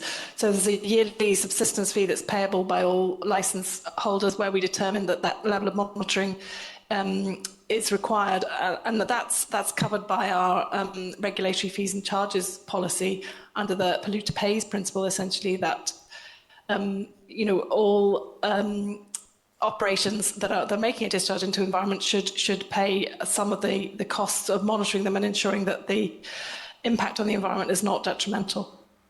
Okay, so in addition to the standard cost recoveries charges that you describe in relation to ongoing monitoring, and we set those aside, what additional cost recovery has there been in relation to this site, and how many instances of that would there have been?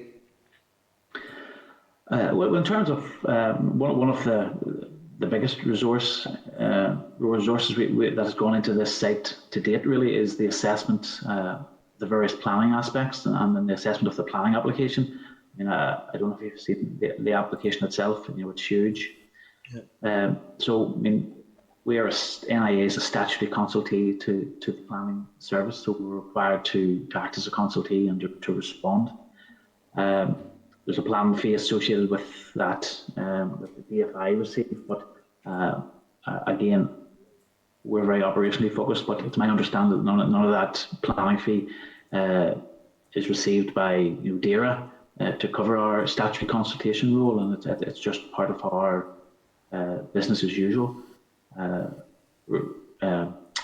work, really. I mean, it's just covered under our existing budgets. Okay, thank you, Neil. Thank you, Liz.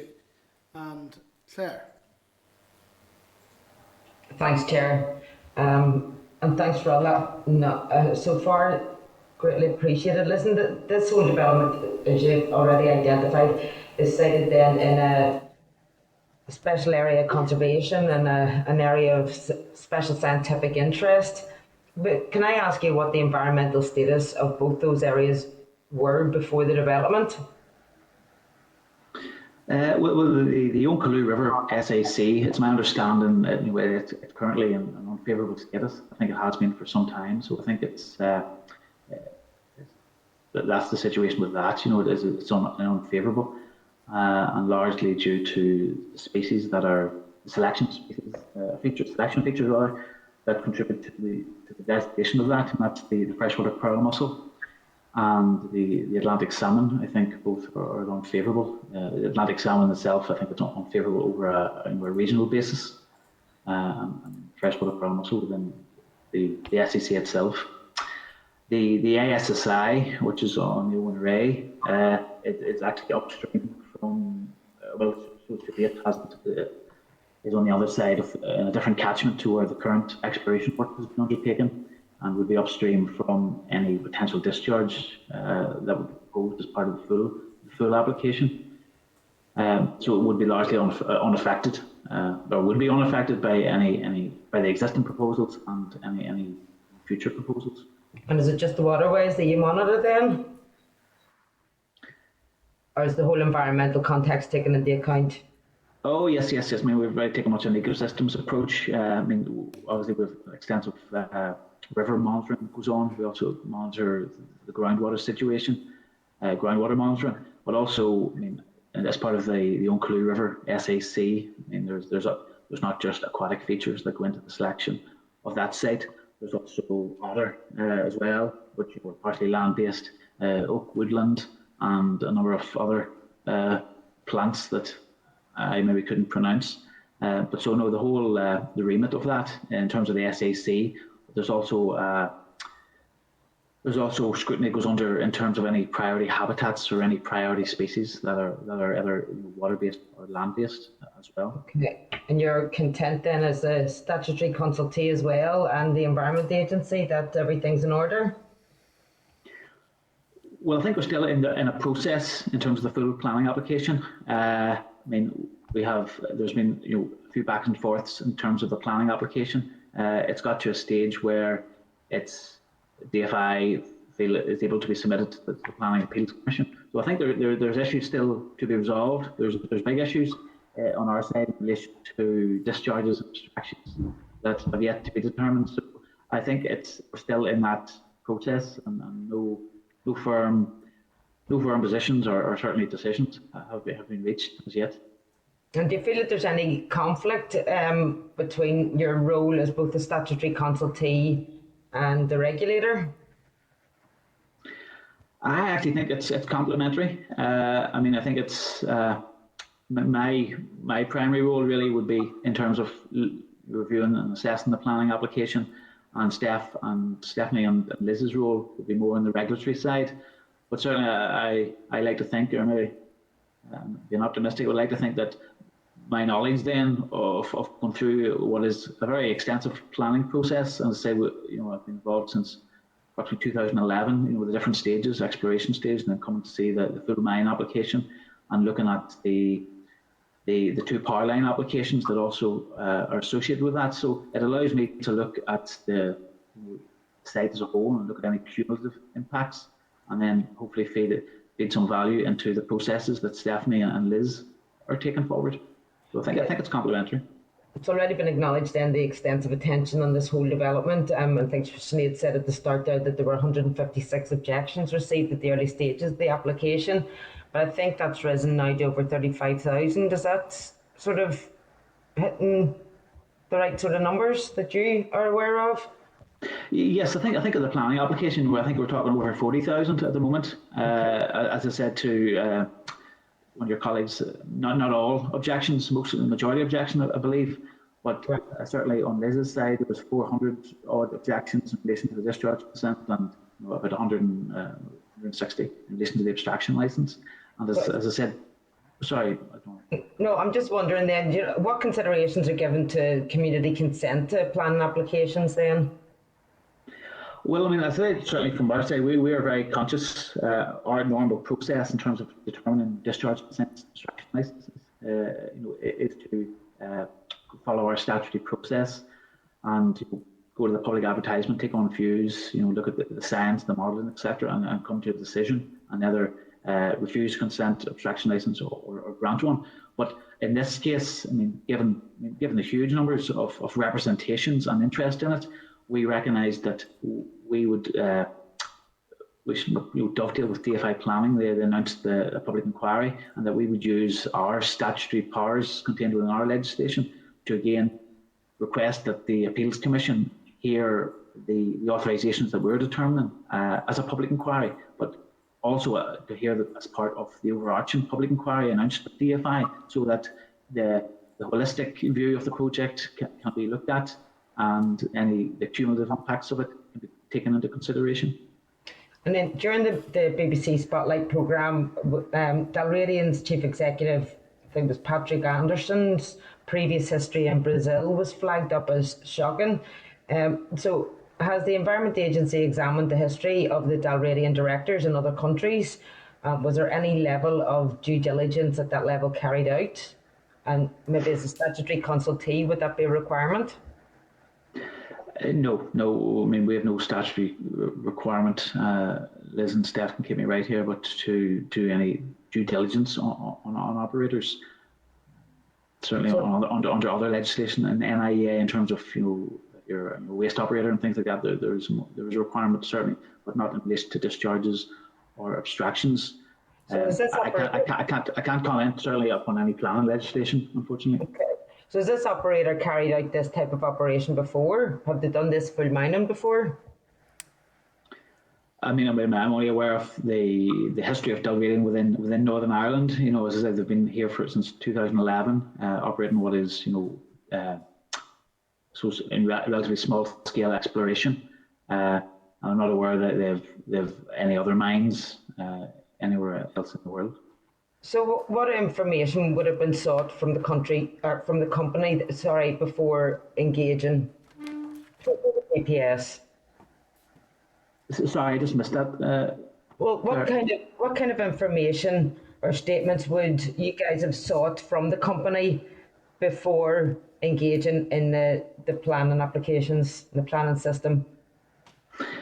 Certainly we are DFI planning are certainly they're in the driving seat in terms of the planning application. They it's their determination. We provide a service as a consultee to DFI planning. You know, we're providing a response to them.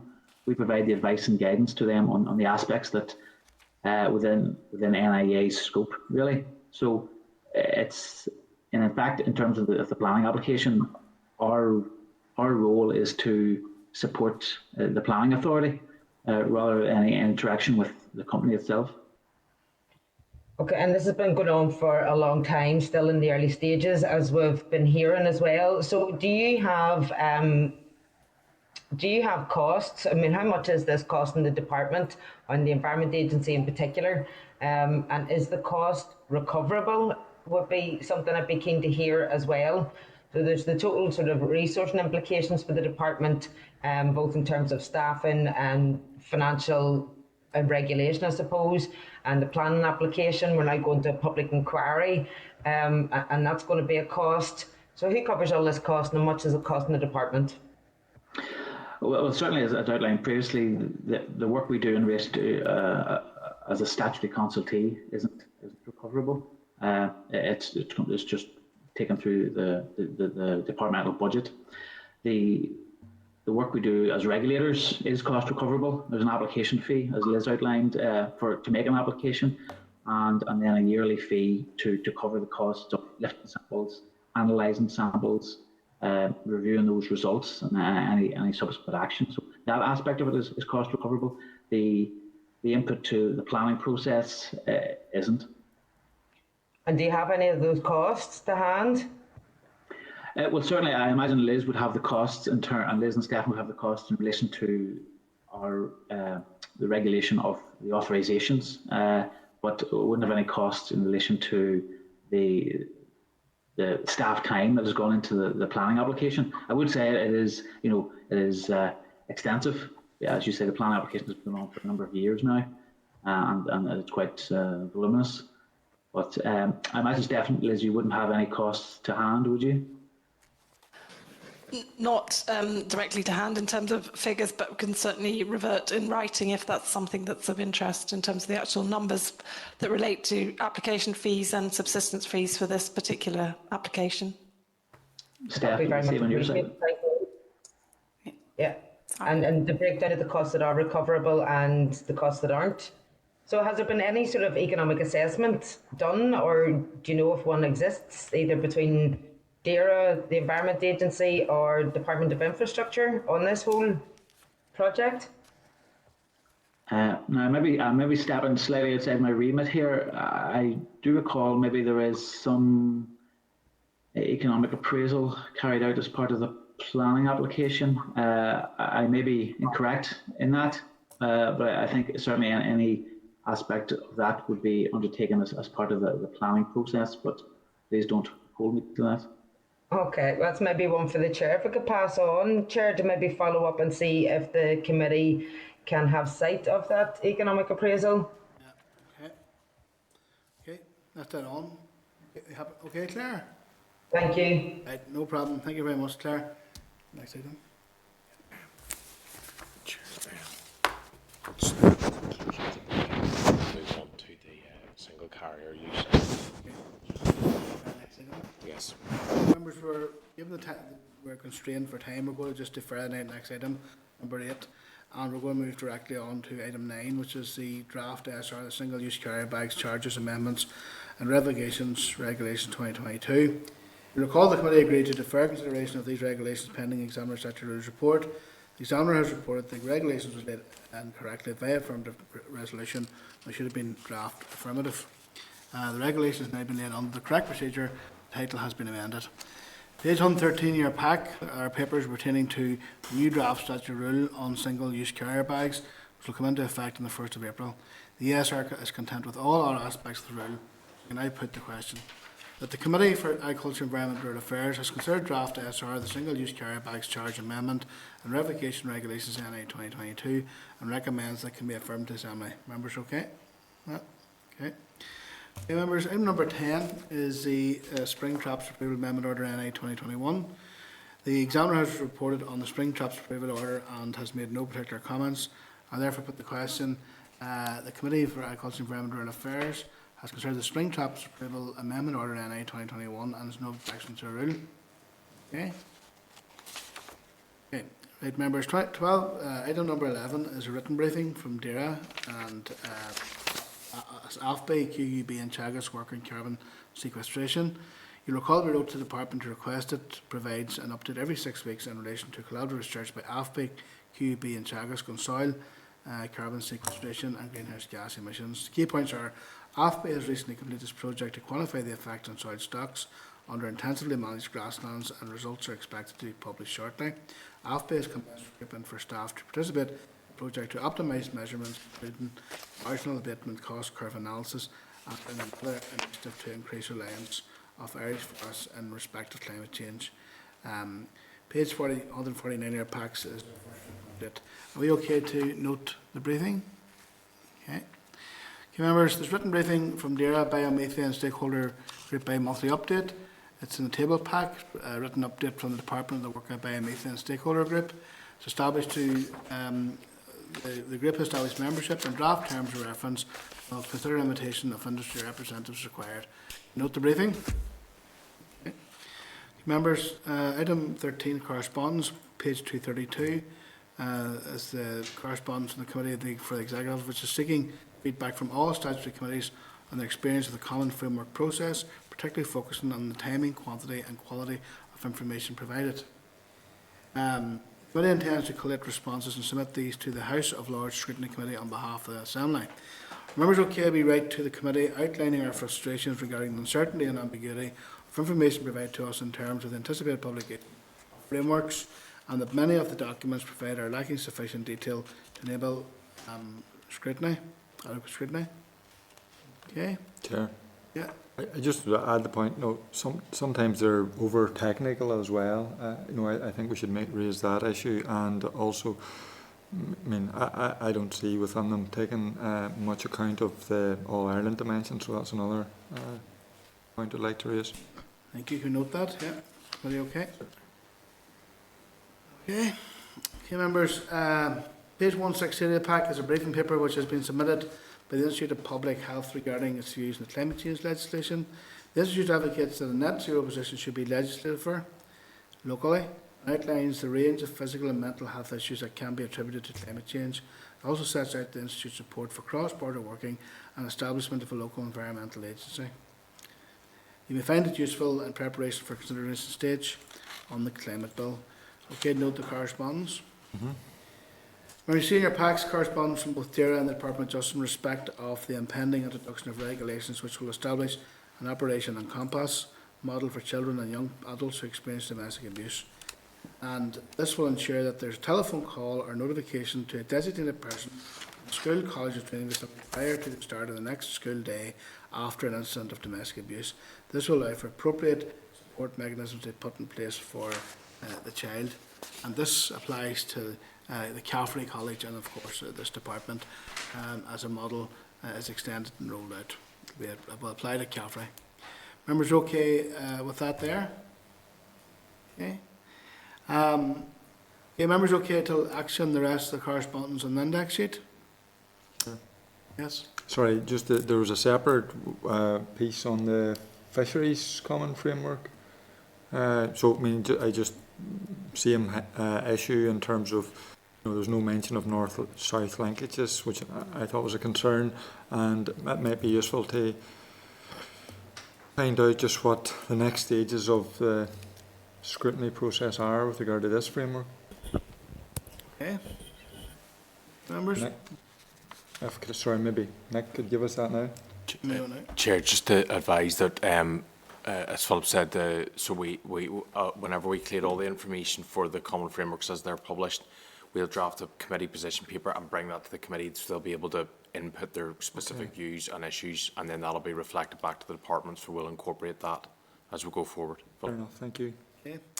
Okay, members, and so in the forward work programme then, we had requested a briefing from my park in respect of the workforce issues in the poultry processing sector. The committee team is in my park, which has advised they'd be happy to provide us with a written response to the committee.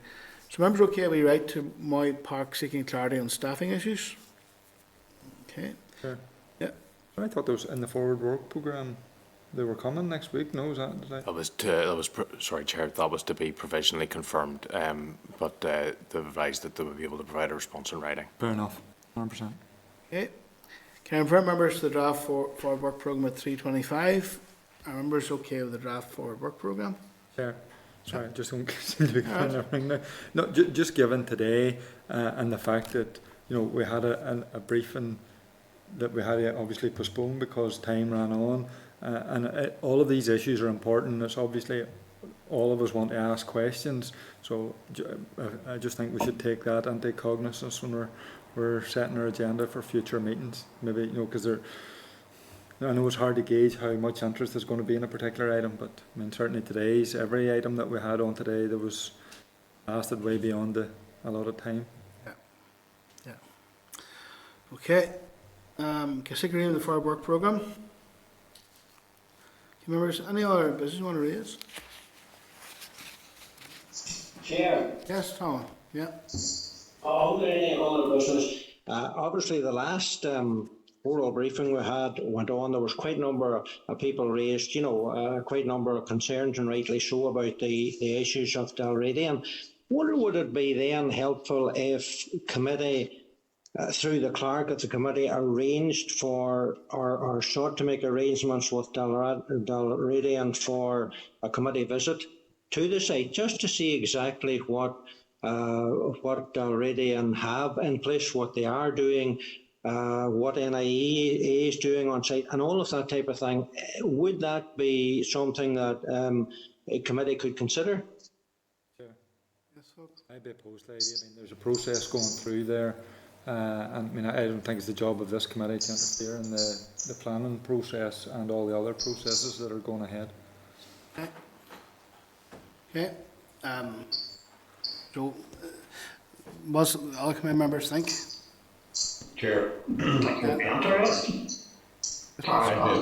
Sorry, if others want to go, that's all right. I'd be averse to the idea myself, because this has been portrayed in the past as endorsing the project, and has been used by one side or the other in regard to it to endorse the mining project and to endorse what's going on. And I would think, no matter from my own personal point of view, I don't really want to go there. I'd be thinking, Chair, at least if we're seen, we could make our minds up, what we thought. But yep, okay, no problem.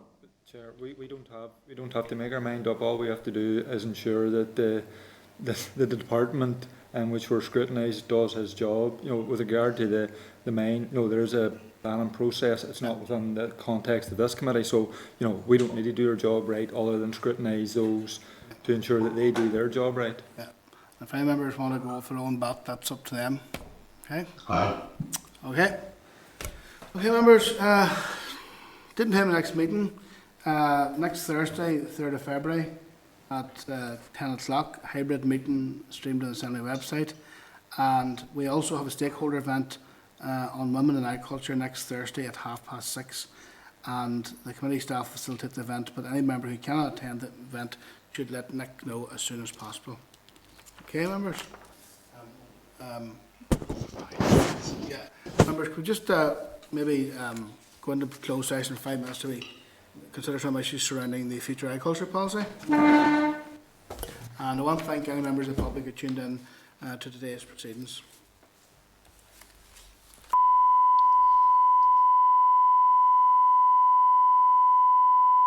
This is the Northern Ireland Assembly Committee Room 30. This is the Northern Ireland Assembly Committee Room